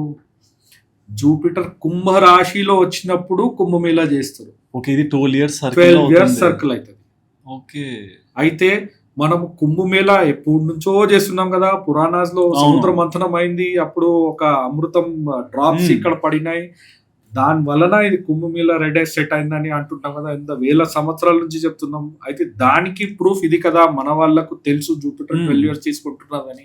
ఇంకా వేరే ఏదైనా సివిలైజేషన్ కి తెలుసా? లేదు. శని 30. సో నేను చెప్పిన శనికి ఎటిమాలజీ, దానికి కారణం శనై శనై మెల్లగా మెల్లగా వెళ్తుండే. ఇంకొక మేము అంటున్నాం ఈయన మీద శని దృష్టి పడింది. 7.5 అని ఒక పదం మీరు వింటారు. 7.5 years. 7.5 years ఎందుకు వచ్చిందండి? మేబీ ఆయన సైకిల్ అంటే చెప్తారు కదా, 2.5 చేస్తారు. ఎగ్జాక్ట్. అయితే మన దగ్గర 12 రాశులు ఉన్నాయి. అవును. అయితే నా రాశి మిథున్ రాశి అనుకోండి. ఓకే. నా రాశికైనా ఒక రాశి ముందు, ఒక రాశి తర్వాత. అయితే 12 రాశులు ఉన్నప్పుడు 30 సంవత్సరాలు 12 రాశులు తిరిగితే ఒక రాశికి ఎన్ని సంవత్సరాలు పడుతుండొచ్చు? 2.5 years. అవును. అయితే శని ప్రభావం మన మీద ఎప్పుడు ఎక్కువ పడుతుంది అంటే మన రాశిలో వచ్చినప్పుడు పడుతుంది, ఒక రాశి ముందు ఒక రాశి తర్వాత. అవును అయితే ఈ 3 రాశుల్లో ఎన్ని సంవత్సరాలు ఉంటది శని? 7.5. అయితే మనం ఎప్పటి నుంచి 7.5 అని పదం వాడుకుంటున్నాము, అప్పటి నుంచి మనకి ఇది తెలుసనే మాట కదా. శని 30 years తీసుకుంటున్నారు. అవును అవును ఇంకా వేరే ఏ సివిలైజేషన్ కి ఈ మాట తెలుసండి? తెలియదు. ఎవరికి తెలియదు. మనం ఈ రోజు కూడా మన సంస్కృతంలో మన వేదాల్లో చెప్తూనే ఉంటాం మీకు ఇలా ఉందమ్మా ఈ టైం పీరియడ్ అనేసి. అయితే మీరు సన్ నుంచి మొదలై, మూన్ నుంచి మొదలై, Jupiter, Saturn, Mars, Venus first ఇది ఐడెంటిఫై ఒక చేయగలిచారు. ఒక దాని తర్వాత అరే ఈయన 7 చేశారు, నేను ఇంకొన్ని చూస్తా, నేను ఇంకా కొన్ని చూస్తా అంటే నేను అదే చెప్తున్నా. వేల లక్షల సంవత్సరాలు అయినాయి ఎగ్జాక్ట్లీ. ఇంకా ఈ స్టెప్స్ అయితేనే మీరు మొత్తం మీ క్యాలెండర్ సిస్టమ్ డిజైన్ చేయగలుగుతారు. అంటే ఈ స్టెప్స్ ఎవ్వరు చేయలేదు, డైరెక్ట్ గా నేను మొత్తం చేసేసాను అంటే ఆయన ఎక్కడి నుంచి కాపీ కొట్టినట్టే. 100% copy sir. సార్ అంత ఎందుకు సార్, జీరోని కనిపెట్టింది మనమే కదా. అది లేకుంటే మ్యాథ్స్ ఎక్కడ ఉంది సార్? జీరోనే కాదు, అది కూడా ఇంకొక మంచి విషయం అండి. మీరు చెప్పారు, మీరు చెప్తారు నేను సైన్స్ మ్యాథ్స్ లో ఎక్కువ వెళ్ళిపోతున్నానని. చెప్పండి. కానీ భారతదేశం విశ్వానికి ఇచ్చినది మ్యాథమెటిక్స్ లో కాంట్రిబ్యూషన్ ఏమంటే 0 అంటారు. దానికైనా ఇంకా ఎక్కువ ఏమి ఇచ్చిందంటే ఏం లేదంటారు, ఇంకా 0నే. కానీ నేను మీకు చెప్పాను కదా సైన్స్ మ్యాథ్స్ లో ఇది మీరు చూస్తుంటే మీకు తెలుస్తుంది. ఇది మొత్తం సైన్స్, ఆస్ట్రానమీ ఇట్లా మొదలై అడ్వాన్స్ స్టేజ్ లోనికి వెళ్ళి calendar design, that is the proof of what science and maths we had. But what lot of people don't understand and realise is that ఇండియాలో ఇప్పుడు మనం వాడుతున్న నంబర్ సిస్టమ్ అనుకోండి, 1 to 10 మనం రాస్తున్నాం. డివిజన్, మల్టిప్లికేషన్, సబ్ట్రాక్షన్, అవన్నీ క్యాలిక్యులేషన్స్ ఈజీగా చేస్తున్నాం. అందరు ఏమనుకుంటారు, అన్ని సివిలైజేషన్స్ కూడా ఎప్పటి నుంచో ఇలాగే క్యాలిక్యులేట్ చేసేవాళ్ళు, ఇలాగే నంబర్స్ రాసేవాళ్ళు. అవును, కానీ అది నిజం కాదు. ఓకే, అప్పుడు క్యాలిక్యులేషన్స్ ఎలా అయ్యేటు సార్? అది చెప్తాను. మీరు ఫిబోనాచి సీక్వెన్స్ అని ఒక పేరు విని ఉంటారు. ఓకే, అది 1100-1200లో ఒక వెస్ట్ అది పెద్ద మ్యాథమెటిషియన్. ఆయన అసలు పేరు లియోనార్డో పిసానో. ఓకే, ఆ బుక్ నేను ఎక్స్ట్రాక్ట్ తీసి తర్వాత మీకు ఇస్తాను. ఆ బుక్ ప్రీఫేజ్ లో 12th century ఆయన రాస్తున్నది ఏంటంటే, the reason for writing this book is to bring the knowledge of Hindu numerals and mathematics to the world. Hindu plus mathematics, Hindu mathematics and numerals మొత్తం యూరోప్ కి నేర్పేయడానికి నేను ఈ బుక్ రాస్తున్నాను. అయితే ఏమంటున్నాడు, మన దగ్గర భారతదేశంలో ఉన్న టెక్నిక్ వీళ్ళ దగ్గర లేదు. అయితే వీళ్ళ దగ్గర ఏముండే, మీరు గూగుల్లో సెర్చ్ చేసి రోమన్స్ నంబర్స్ అయితే మనకు తెలుసు, ఓకే, గ్రీక్స్ ఎలా నంబర్లు రాసేవాళ్ళు అది సెర్చ్ చేయండి. ఈజిప్షియన్స్ కూడా పిరమిడ్స్ నిర్మించారు కదా, అవును, ఈజిప్షియన్ నంబర్ సిస్టమ్ ఎటువంటిది మీరు అది కూడా సెర్చ్ చేయండి, మీకు వస్తుంది. వీళ్ళ దగ్గర 100 ఒక సింబల్ ఉంటుంది. వీళ్ళందరూ పెబల్ మ్యాథమెటిక్స్ అని అంటారు.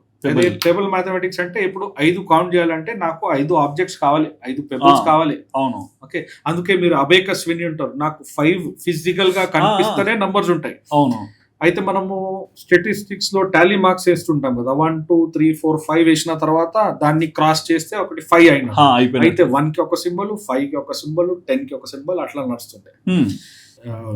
అసలు అది నేను ప్రింట్ తీయాల్సి ఇమేజ్ లో చూపండి. దాంట్లో 100 కి ఒక సింబల్, 10,000 కి ఒక సింబల్, 1 lakh ఒక సింబల్. 1 lakh సింబల్ ఎలా ఉండదంటే ఒక మనిషి ఇట్లా ఆశ్చర్యచకితంగా స్కైలో చూస్తున్నట్టు అట్లా సింబల్. అయితే 1 lakh రాయాలంటే అట్లా. ఇంకొక విషయం ఏమంటే, వీళ్ళ దగ్గర క్యాల్కులేట్ చేసే పద్ధతి లేకుండే. ఓకే, మరి ఎలా చేస్తారు సార్? వీళ్ళ దగ్గర వట్టి మేజర్ మీరు అనుకోండి, మ్యాథ్స్ ఎడిషనే ఒకటి ఉండే. ఇంకా ఎడిషన్ చేయాలంటే ఫిజికల్ గా కౌంట్ చేయాల్సిందే. ఇప్పుడు 0తో వీళ్ళకు అయిన సమస్య ఏమంటే, మీరు రోమన్ నంబర్స్ ఎగ్జాంపుల్ తీసుకోండి. మనం 22 రాసినాం అనుకోండి, ఎట్లా రాస్తాము? 22 x 1 కదా. అయితే వాళ్ళు ఏం చేస్తున్నారు, లెఫ్ట్ నుంచి రైట్ యాడ్ చేస్తూ పోతున్నారు. మీరు 1 అయితే 1, 2 అంటే 2, 3 అంటే 3 టిక్స్ వేస్తాం కదా. అయితే 1 + 1 + 1 ఉంటే 3. ఓకే, ఇప్పుడు నేను 33 రాయాలంటే 3x 10 + 10 + 10 +1 అట్లా Oh. చేస్తే 33. అయితే ఒక నంబర్ రాయాలంటే 6 ఎడిషన్స్ చేయాలి నేను. ఓకే, వీళ్ళు లెఫ్ట్ నుంచి రైట్ కి యాడ్ చేస్తూ పోతారు. ఇప్పుడు 33 తర్వాత నేను 0 వేసేస్తే వీళ్ళు ఏం చేస్తారు, 10 + 10 + 10 + 1 + 1 33 + 0 33 అవుతుంది కదా.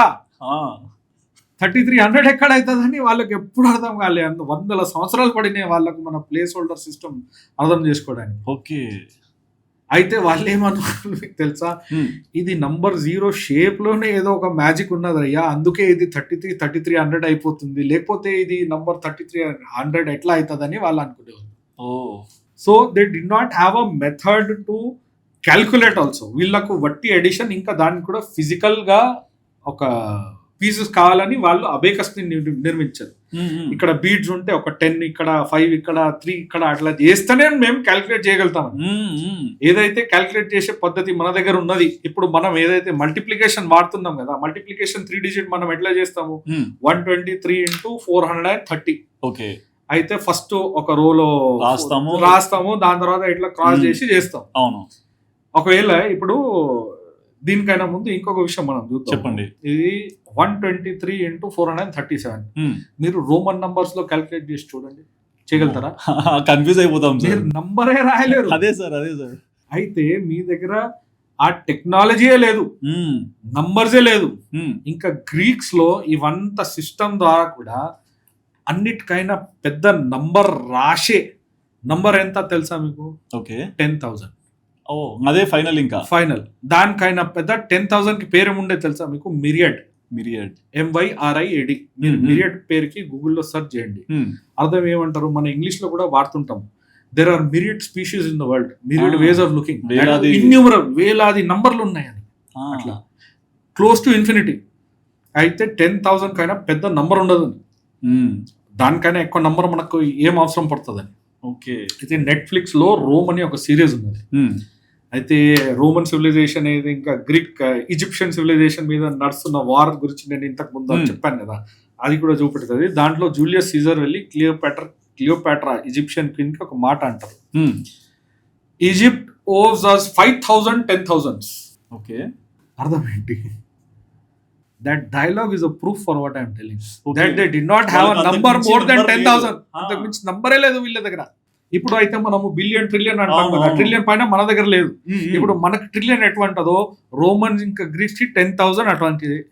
అయితే అట్లా 10,000 అటువంటి నంబర్ ఉన్నప్పుడు వీళ్ళు billion trillions of light years, kilometres, ఇంకా సన్ మూన్ మధ్య డిస్టెన్స్ క్యాలిక్యులేట్ చేసి ఉంటదా? ఉండదు.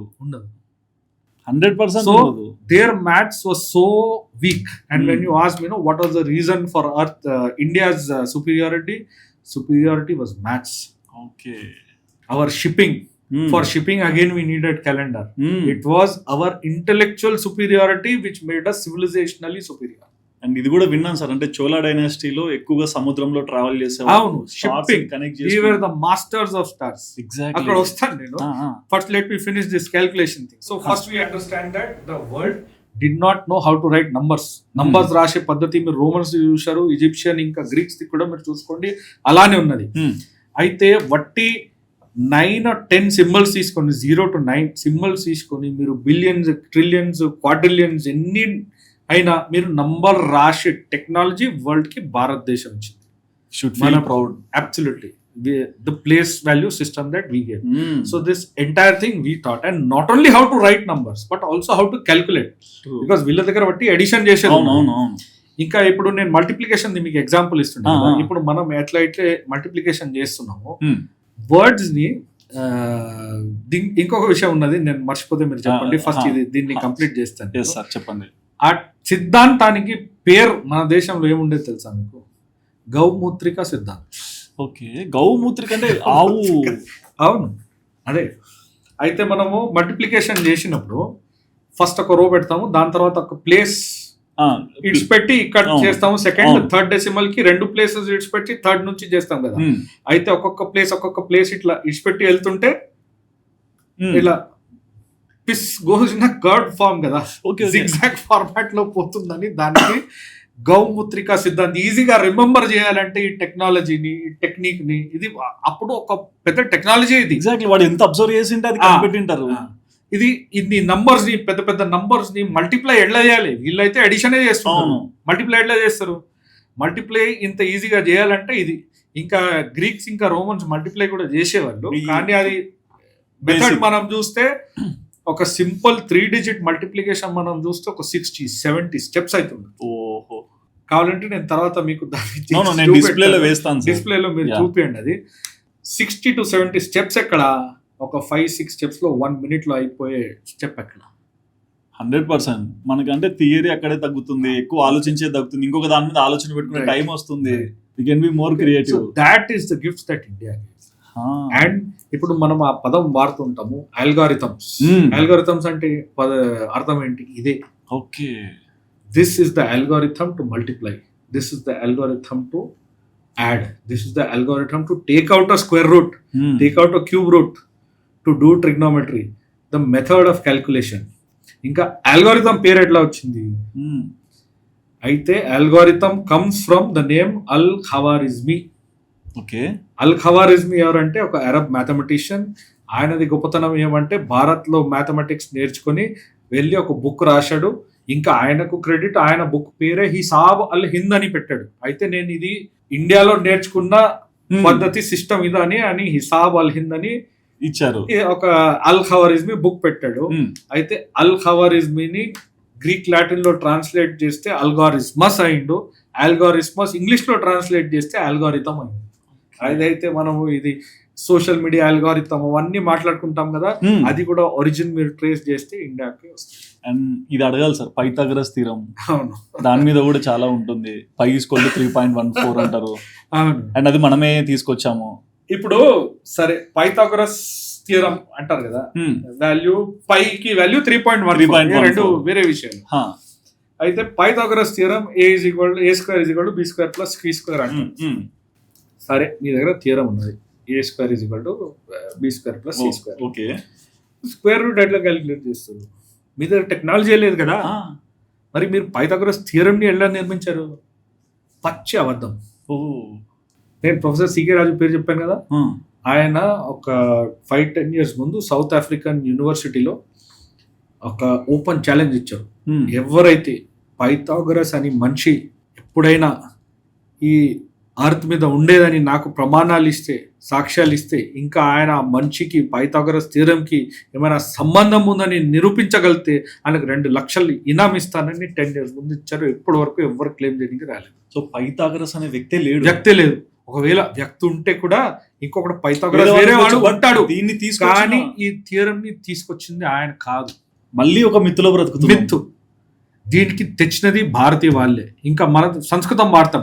పైథాగరస్ థియరం మనం a² = b² + c² అట్లా ఇవ్వలేదు, మనం శ్లోకాలు వాలేవాడు కదా. అయితే పైథాగరస్ మనం ఎట్లా ఇచ్చినామంటే ఆయామ గుణం, I am boundary, length into length, గుణం ఇస్ మల్టిప్లికేషన్, ఆయామ గుణం, విస్తారం విస్తారెంతు, ద బ్రెడ్త్ ఇంటూ బ్రెడ్త్, సమస్య వర్గమూలం, స్క్వేర్ రూట్, వర్గమూలం is square root. Okay. Vitta karno is the diagonal. Twadido vidu. Now you will tell where I am talking of triangle and where I am talking of length, breadth and diagonal. So the Pythagoras theorem, it's not a Pythagoras theorem, but the a² = b² + c² ఏదైతే formula మనం ఇచ్చినామో అది rectangle the diagonal calculate చేయడానికి మనం ఇచ్చినాము. అయితే rectangle the length into length, breadth into breadth మీరు calculate ఇది add చేస్తే మీరు మళ్ళీ హైపోటెన్యూస్ డయాగ్నల్ ది మీరు స్క్వేర్ రూట్ తీస్తే మీకు ఆ వాల్యూ వస్తుంది. బట్ ఈ గ్రౌండ్ వర్క్ అంతా మనది గ్రౌండ్ వర్క్ కూడా మనదే, క్యాలిక్యులేట్ చేసే పద్ధతి కూడా మనదే. ఎగ్జాక్ట్లీ. వాళ్ళు ఏం చేశారు, వట్టి దీనికి పేరు మార్చేసి పైథాగరస్ పెట్టేశారు. ఇంకా ఆయామ గుణంని a² చేశారు, విస్తారే బ్రెడ్త్ ఇంటూ బ్రెడ్త్ కి b² పెట్టేశారు, విత్త కర్ణో త్వదిదో విదోకి c² పేరు పెట్టేశారు. భాష మార్చడం వలన ఎంత జ్ఞానం మనము లూజ్ అవుతాము, బట్ ఇంప్లికేషన్స్ అవుతాయి. సారీ టు వాస్ సార్, అంటే ఒక స్కూల్ కి ప్రిన్సిపల్, సో ఎంతో మంది పిల్లల్ని అక్కడ చదివిస్తుంటారు, చూస్తుంటారు. సో మీరు చదువుకొని వచ్చిన చదువు దానిలో నిజం ఏంటి అబద్ధం ఏంటి అనేది మీకు తెలిసింది. ఈ రోజు ఇంటర్వ్యూ ద్వారా 10 మందికి తెలుస్తుంది. బట్ ఆ పిల్లల్ని చూస్తున్నప్పుడు అంటే మీకు యాజ్ ఏ ప్రిన్సిపల్ గా ఒక మీకు అంటే అది ఎట్లా కన్వే చేసుకుంటారు సార్? అంటే అదే ఇప్పుడు మేము మా స్కూల్లో ఒక ప్రయత్నం, ఒక ఎక్స్పెరిమెంట్ మేము చేస్తున్నాము. మనకి ఇప్పుడు తెలుసు, మనం ఏదైతే చదువు పిల్లలకి స్కూల్లో ఇస్తున్నామో అది పచ్చి అబద్ధం అని మనకు తెలుసు, కానీ మనం అదే చదువు ఇవ్వాలి. ఎలా? కానీ పిల్లలకి నిజం కూడా చెప్పాలి. ఎలా? ఈ రెండు విషయాల్ని ఎట్లా సింక్రనైజ్ చేయాలి, ఎట్లా మర్జ్ చేయాలి. అయితే మేము ఎట్లా ప్రయత్నం చేస్తున్నామంటే, టీచర్లు ఇచ్చే ఇన్స్ట్రక్షన్ మారదు, టీచర్లు అదే ఇస్తుంటారు. ఈ జ్ఞానం ఏదైతే ఉందో అది సెపరేట్ వర్క్ షాప్స్ లాగా నేను తీసుకుంటున్నాను. Beautiful sir. ఇంకా మేమేమంటున్నామో, నేను ఇచ్చే జ్ఞానాన్ని కూడా మీరు యాక్సెప్ట్ చేయకండి, ఇంకా తెలుసుకోవాలి. ఇంకా తెలుసుకోవాలంటే నేను ఒక మాట అంటాను, వేరే వాళ్ళు ఒక మాట అంటారు, ఇంకా వేరే వాళ్ళు ఇంకా వేరే మాట అంటారు. మీరు గూగుల్లో ఆడితే ChatGPT, DeepSeek, Gemini అన్నీ ఒక్కొక్క మాట అంటారు. మీరు ఎట్లా డిసైడ్ చేస్తారు ఏదైతే నిజమో ఏదైతే అబద్ధమో? అవును, ఫస్ట్ ఆ ఫ్రేమ్వర్క్ ఇవ్వాలి. అయితే ఆ ఫ్రేమ్వర్క్ కూడా మేము మన న్యాయ సూత్రాల నుంచి ఫస్ట్ ఆ ఫ్రేమ్వర్క్ ఇస్తున్నాం. న్యాయ సూత్రాల్లో ఏం ఫ్రేమ్వర్క్ ఇచ్చారంటే, ఏదైనా ఎవరైనా మాట అంటుంటే ఏమైనా ప్రమాణం ఇస్తే మీరు ఎట్లా డిసైడ్ చేస్తారు ఏది కరెక్ట్. అయితే ప్రూఫ్స్ కి, న్యాయానికి, ఫర్ ఎవిడెన్స్ కి ఒక హైరార్కీ ఇచ్చారు. ఫస్ట్ ఏమంటారు? శబ్ద ప్రమాణం. ఏదైతే మనకు మన గురువు మీద, టీచర్ మీద చాలా ఫేత్ ఉన్నది, బిలీవ్ ఉన్నది, ఆయన మనకు ఎందుకు అబద్ధం చెప్తారు, ఆయన చెప్పిన మాట నిజం అవుతుంది, మన గురువుడు, మన ప్రాఫిట్, మన గాడ్ ఆయన ఏం చెప్తే అది మనం ఒప్పుకోవాలి, అంతకుమించి ఏం మీ దగ్గర సొల్యూషన్ లేదు. అయితే దానికి ఏమంటారు? Because of faith and believe you are believing. అయితే శబ్ద ప్రమాణం అంటారు. Okay, but this is the lowest form of evidence అంటారు. ఇది లోయెస్ట్ మన న్యాయ సూత్రాలు. ఓకే, దీనికైనా పెద్దది ఏంటి? ఇప్పుడు మనం ఏదైతే వాడతామో, this is now the age of reason అని అంటారు. So we should think by logic, we should be rational. Man is a rational being అంటారు కదా. అయితే అవును, that is better than faith. So if you reason out, logic ఇచ్చిన reasonable గా మీకు కనిపిస్తే ఒకవేళ అది కరెక్ట్ ఉంటుంది. కానీ అన్నిటికైనా పెద్దది ఏమంటే ప్రత్యక్ష ప్రమాణం, evidence, what you see by yourself ఉండాలి. సో ద ఫ్రేమ్వర్క్ మేము ఏమిస్తున్నామంటే, మీరు ఈ ఫ్రేమ్వర్క్ ని ఫాలో చేయండి. ఒకవేళ నేను చెప్పినా ఒప్పుకోకండి. మన ధర్మంలో కూడా అదే అంటారు కదా. అవును, నేను చెప్తాను, కృష్ణుడు చెప్తాడు అర్జునానికి, నేను భగవంతుని ఉన్నాను, విశ్వం మొత్తం నా వలన నడుస్తుంది, కానీ అర్జునుడు ఒప్పుకుంటాడా? చూపించండి నాకు, ఆయన విరాట రూపం చూపెడితేనే అర్జునుడు ఒప్పుకుంటాడు. అవును, అయితే అదే మన న్యాయ పద్ధతి. మనకు ఎవిడెన్స్ కావాలి. ఒకవేళ నేను చెప్పొచ్చు ఆల్జీబ్రా ఇండియా నుంచి వెళ్ళింది, కానీ ఎవిడెన్స్ ఏంటి? అయితే ఇది ఇంకా పైథాగరస్ లో నేను అదే ఎవిడెన్స్ అడుగుతాను పిల్లల్ని. అయితే ఒక వర్క్ షాప్ చేశాను నేను, అందరికి గ్రూప్స్ లో డివైడ్ చేసేసి నేను చెప్పాను, నేను కొన్ని ప్రశ్నలు అడుగుతాను, మీరు గూగుల్లో సెర్చ్ చేయండి, ఎక్కడైనా సెర్చ్ చేసి నాకు సొల్యూషన్ ఇవ్వండి. అయితే పై వాల్యూ ఎంత 3.14 కదా. ఇది పైని ఎవరు డిస్కవర్ చేశారు? ఆర్కిమిడిస్ ఆఫ్ సైరాక్యూస్ అందరు. I said it is wrong. Sir ఎలా సార్, గూగుల్ చెప్తున్నది కదా కరెక్ట్ అని. అది నేను చెప్తున్నా కదా బాబు, తప్పు. ఆర్కిమిడిస్ ఇవ్వలేదు, మనం ఇట్లా శ్లోకంలో ఇచ్చినాము, మనం కూడా ఇచ్చినామేమో సార్, కానీ ఆర్కిమిడిస్ అయితే ఇచ్చాడు కదా. నేను చెప్తున్నా అప్పుడు, సరే ఆర్కిమిడిస్ ఇచ్చి ఉంటాడు, ఒకవేళ ఆయన క్యాలిక్యులేట్ చేసి ఉంటాడంటే 3.14 వాల్యూ ఇచ్చాడంటే, మీరు ఒక పని చేయండి, 3.14 ని గ్రీక్ నంబర్స్ లో నాకు రాసి చూపించండి. ఓకే సార్, రాసి చూస్తామని 3 ఎట్లా రాస్తారు, 1 ఎట్లా రాస్తారు, 4 ఎట్లా రాస్తారు, దాని మధ్యలో పాయింట్ పెట్టేసి చూడండి సార్ ఇది అన్న. నేను చెప్పాను ఇది కాదు, ఇది ఇప్పుడు మీరు మనం వాడుతున్న సిస్టమ్ తీసుకొని మీరు పెడుతున్నారు. మీరు సర్చ్ చేయండి, ఒక 2000-3000 ఇయర్స్ ముందు ఎప్పుడైతే పైథాగరస్ ఉండేది, అప్పుడు గ్రీక్ వాళ్ళు నంబర్లు ఎలా రాసేవాళ్ళు, అలా రాసి నాకు 3.14 ఇవ్వండి. అవును సార్ ఇస్తాము. ఇస్తే మేము మీకు చూపెడితే ఏమి ఇస్తారంటే, మీకు ఏది కావాలో అది ఇస్తాం. ఒక్క రోజు హోంవర్క్ మీరు రండి, రేపు వచ్చి తిరిగి నాకు చెప్పండి అంటే late sir we can't find out. This is your ప్రత్యక్ష ప్రమాణం.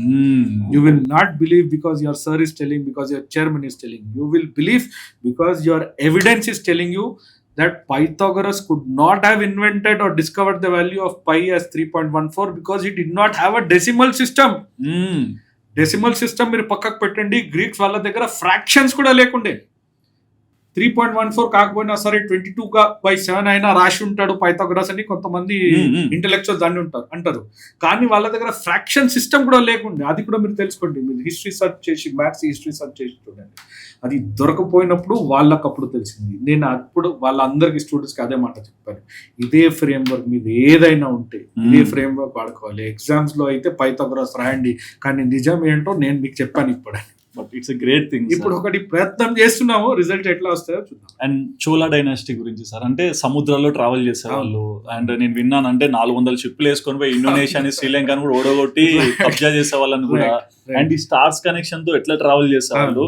ఈ ట్రావెలింగ్ లో ఏదైనా ఇప్పుడు ఒక మనిషి బ్రతకాలంటే బేసిక్ ఫుడ్ ఉండాలి.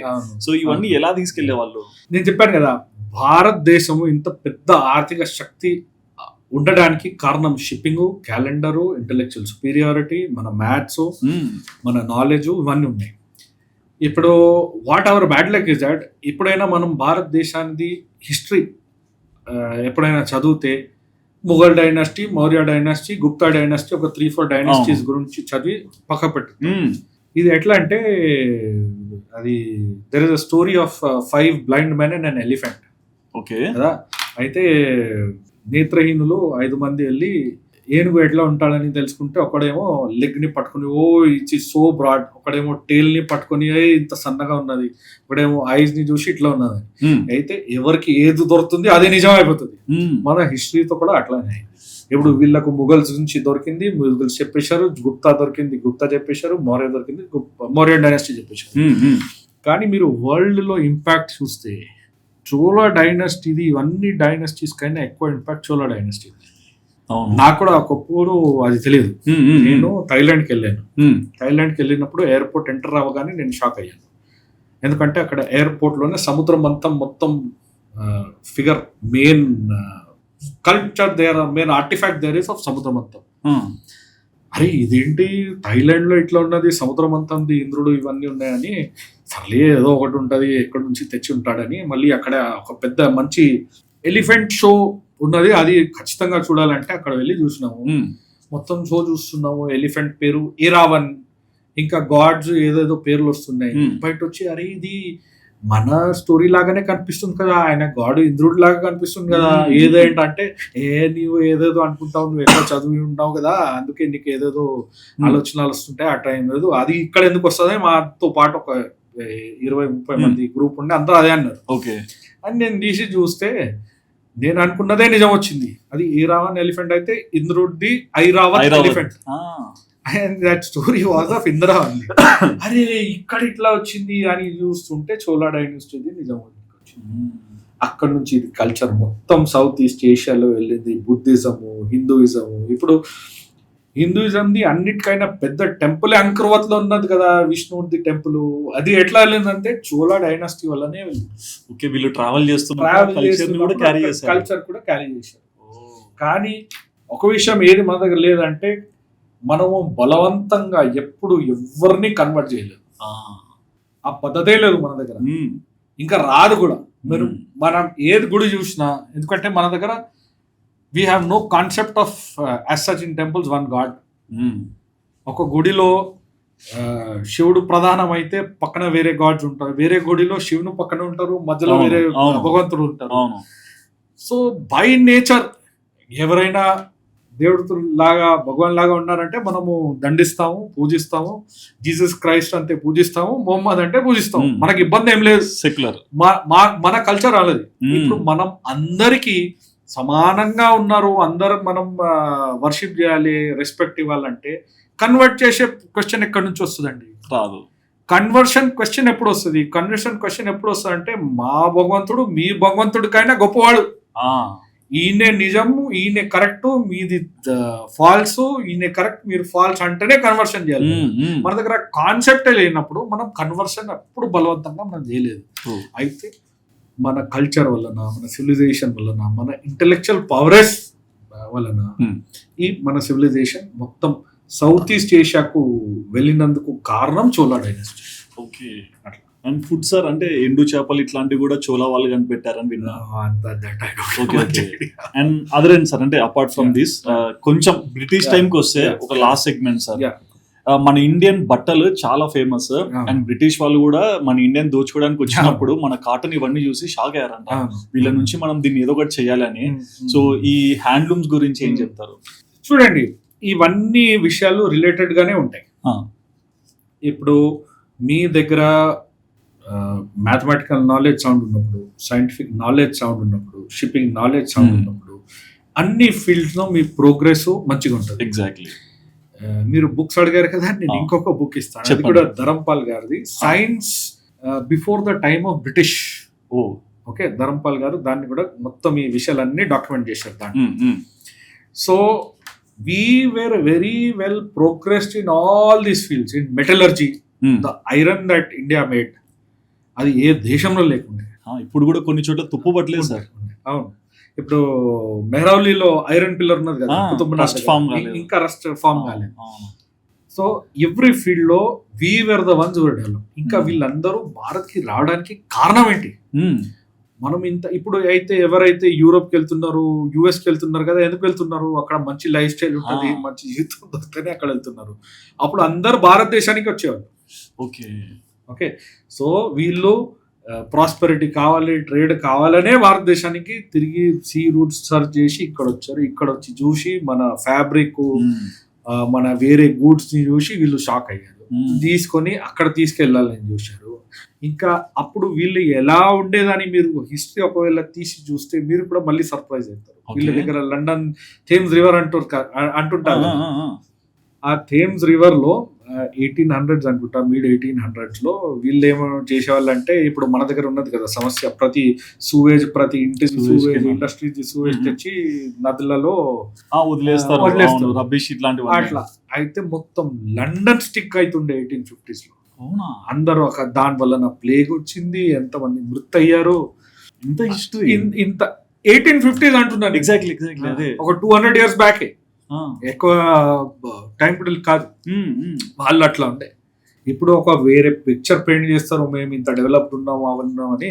ఇంకొక చిన్న విషయము, ఇక్కడ నాకు ఇది చాలా డౌట్ ఉండే. మనము ఎప్పుడు నదుల్ని, వాటర్ ని, ఏదైనా ట్రీస్ ఉంటే కూడా దేవుళ్ళలాగా మనం పూజిస్తాం. గంగా మాత, గోదావరి, అయితే ఈ సిస్టమ్ మన దగ్గర ఎట్లా వచ్చింది భారతదేశంలో? ఇది సూవేజ్ తీసుకొని నదుల్లో వదలడం ఇదేంటని చాలా డౌట్ ఉండే. నేను మధ్యలో మహాభారతం చదువుతుండే. ఓకే, సంస్కృతం గీతా ప్లస్ ఎడిషన్ తీసుకొని చదువుతుంటే ఒక చిన్న ఇన్సిడెంట్ అక్కడ వచ్చింది. మహాభారత కాలంలో ఎవరైతే నదుల్లో స్నానం చేయడానికి వెళ్తారు కదా, అక్కడ వెళ్తే ఎట్లా ప్రవర్తించాలి, ఎట్లా బిహేవ్ చేయాలి, నదుల్ని ఎట్లా మెయింటైన్ చేయాలి, ఒక గైడ్ లైన్ ఉండే.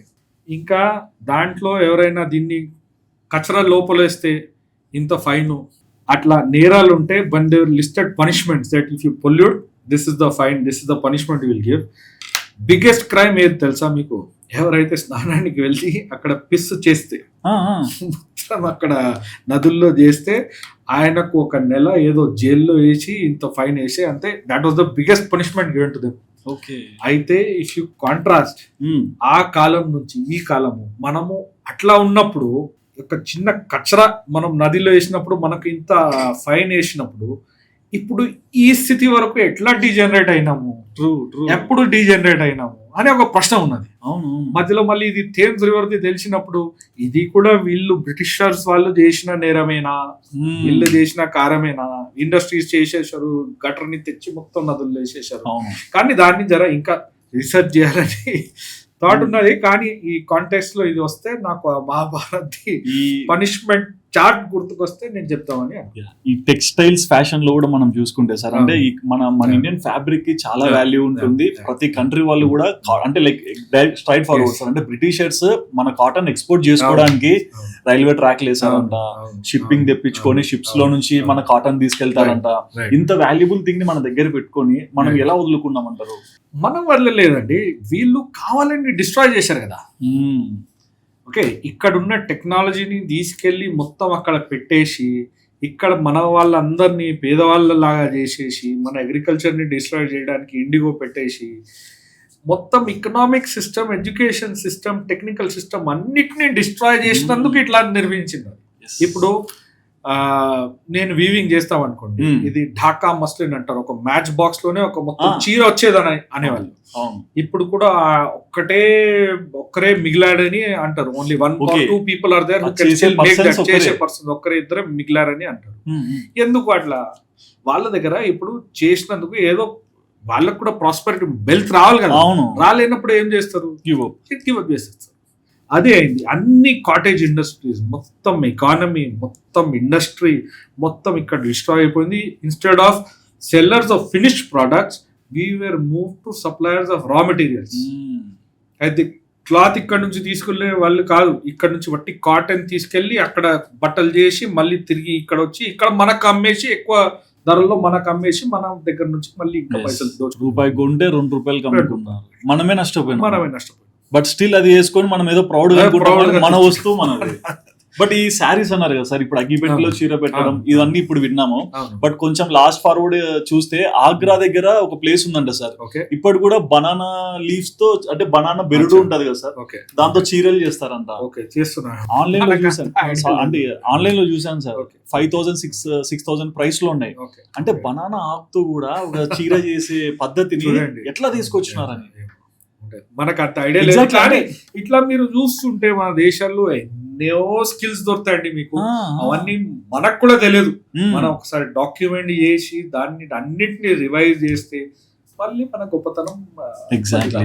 So one final question sir, అంటే చాలా అడగొచ్చు ఎందుకంటే ఇంకా సైన్స్ ఆస్ట్రానమీ మీద కూర్చుంటే మిమ్మల్ని ఆపలేను నేను. But final thing sir, so అంటే అప్పట్లో నాకు పుష్పక విమానం అనేది ఒకటి ఉండేది అని విన్నాను. బట్ అది ఎంతవరకు నిజం? దీని మీద రీసెర్చ్ చేయాలని నాకు ఉన్నది. నేను ఎక్కువ చదవలేదు దీని మీద. ట్విట్టర్ లో ఇక్కడక్కడ చదివాను. ఒక విమాన శాస్త్రం అని ఒక బుక్ ఉండేది, దాంట్లో కొంచెం రాసి ఇచ్చారని చెప్పారు. కానీ నేను మా స్టూడెంట్స్ చెప్పే మాటనే మీకు చెప్తాను. మనం ప్రత్యక్ష ప్రమాణం మీదనే మనము ప్రత్యక్ష ప్రమాణమే మనం యాక్సెప్ట్ చేయాలి. లేకపోతే ఈయన ఒక మాట అంటాడు, ఆయన ఒక మాట అంటాడు, అది మనము చెప్పలేము. దీనికి ఒక ప్యారలల్ ఎగ్జాంపుల్ మనం ఏదైతే ఇవ్వగలుగుతామంటే, ఇప్పుడు మీరు చూస్తే నేను షిప్పింగ్ అన్నాను కదా, షిప్పింగ్ భారత్ లో, ఇండియాలో చాలా అడ్వాన్స్డ్ ఉండే అప్పుడు. కానీ షిప్స్ చేసే పద్ధతి వేరేది ఉండే ఇండియాలో. షిప్స్ ని వీళ్ళు కుట్టేవాళ్ళు, స్టిచ్ చేసేవాళ్ళు. షిప్ ని రోప్స్ ఇంకా దీన్ని తీసుకొని స్టిచ్ చేసేవాళ్ళు. అయితే నిజంగా అట్లా షిప్ ని మనం రెడీ చేయగలమా అని ఇట్లా అనుమానంతో Indian navy and government they done a project. Sanjeev Sanyal is an advisor to the prime minister Narendra Modi. ఒక షిప్ ని అట్లా స్టిచ్ చేసి ఇండియా నుంచి మస్కట్ వెళ్ళి, మస్కట్ నుంచి మళ్ళీ తిరిగి ఇండియాకి వచ్చారు. అయితే now we had something in the books, we had something, I think he saw that in Ellora caves or somewhere, there was ship was there. దాన్ని చూసి ఈయనకు వచ్చింది, అరే ఇట్లా అక్కడ అప్పుడు మన వాళ్ళు షిప్స్ చేసేవాళ్ళ, కానీ ఇట్లా ఉంటే షిప్కి స్టెబిలిటీ ఉంటుందా, షిప్ నడుస్తుందా, ఒకసారి ట్రై చేద్దాం అనేది ఆలోచనతో గవర్నమెంట్ ఫండింగ్ తీసుకొని 2 years లో అది మొత్తం స్టిచ్ చేసి మస్కట్కి వెళ్ళి తిరిగి వస్తే ఇప్పుడు ప్రత్యక్ష ప్రమాణం అయిపోయింది కదా. అయితే so if you ask me, I will not be able to tell whether we had that science or not. If we had, then let us see that, let us discover that, let us try and replicate it. Exactly. ఈ రోజు అయితే మనము దాన్ని replicate చేయగలుగుతాము, ఆ రోజు మనం ఒప్పుకుంటాం. అప్పుడు వరకు ఉండొచ్చు, ఉండకపోవచ్చు, అదే డౌట్ లో మనం పెడతాం. లేదని కూడా చెప్పలేము, ఉందని కూడా చెప్పలేము. మనం నిరూపించాలి, నిరూపించినప్పుడు యాక్సెప్ట్ చేసుకోవాలి. అంటే ఓవరాల్ గా నాకు కనిపించిన కాంటెక్స్ట్ ఏంటంటే sir, Indians can make anything possible. Yes impossible అనేది చెప్పేది ఈ జనరేషన్ లో శబ్దమే మాకు లేదు. కొంచెం అలవాటు అవ్వచ్చు కానీ బట్ ఆ Correct. జనరేషన్ వాళ్ళు ఏదైనా పాసిబుల్. పదమే లేదు, ఇంపాసిబుల్ అనే పదమే లేకుండా.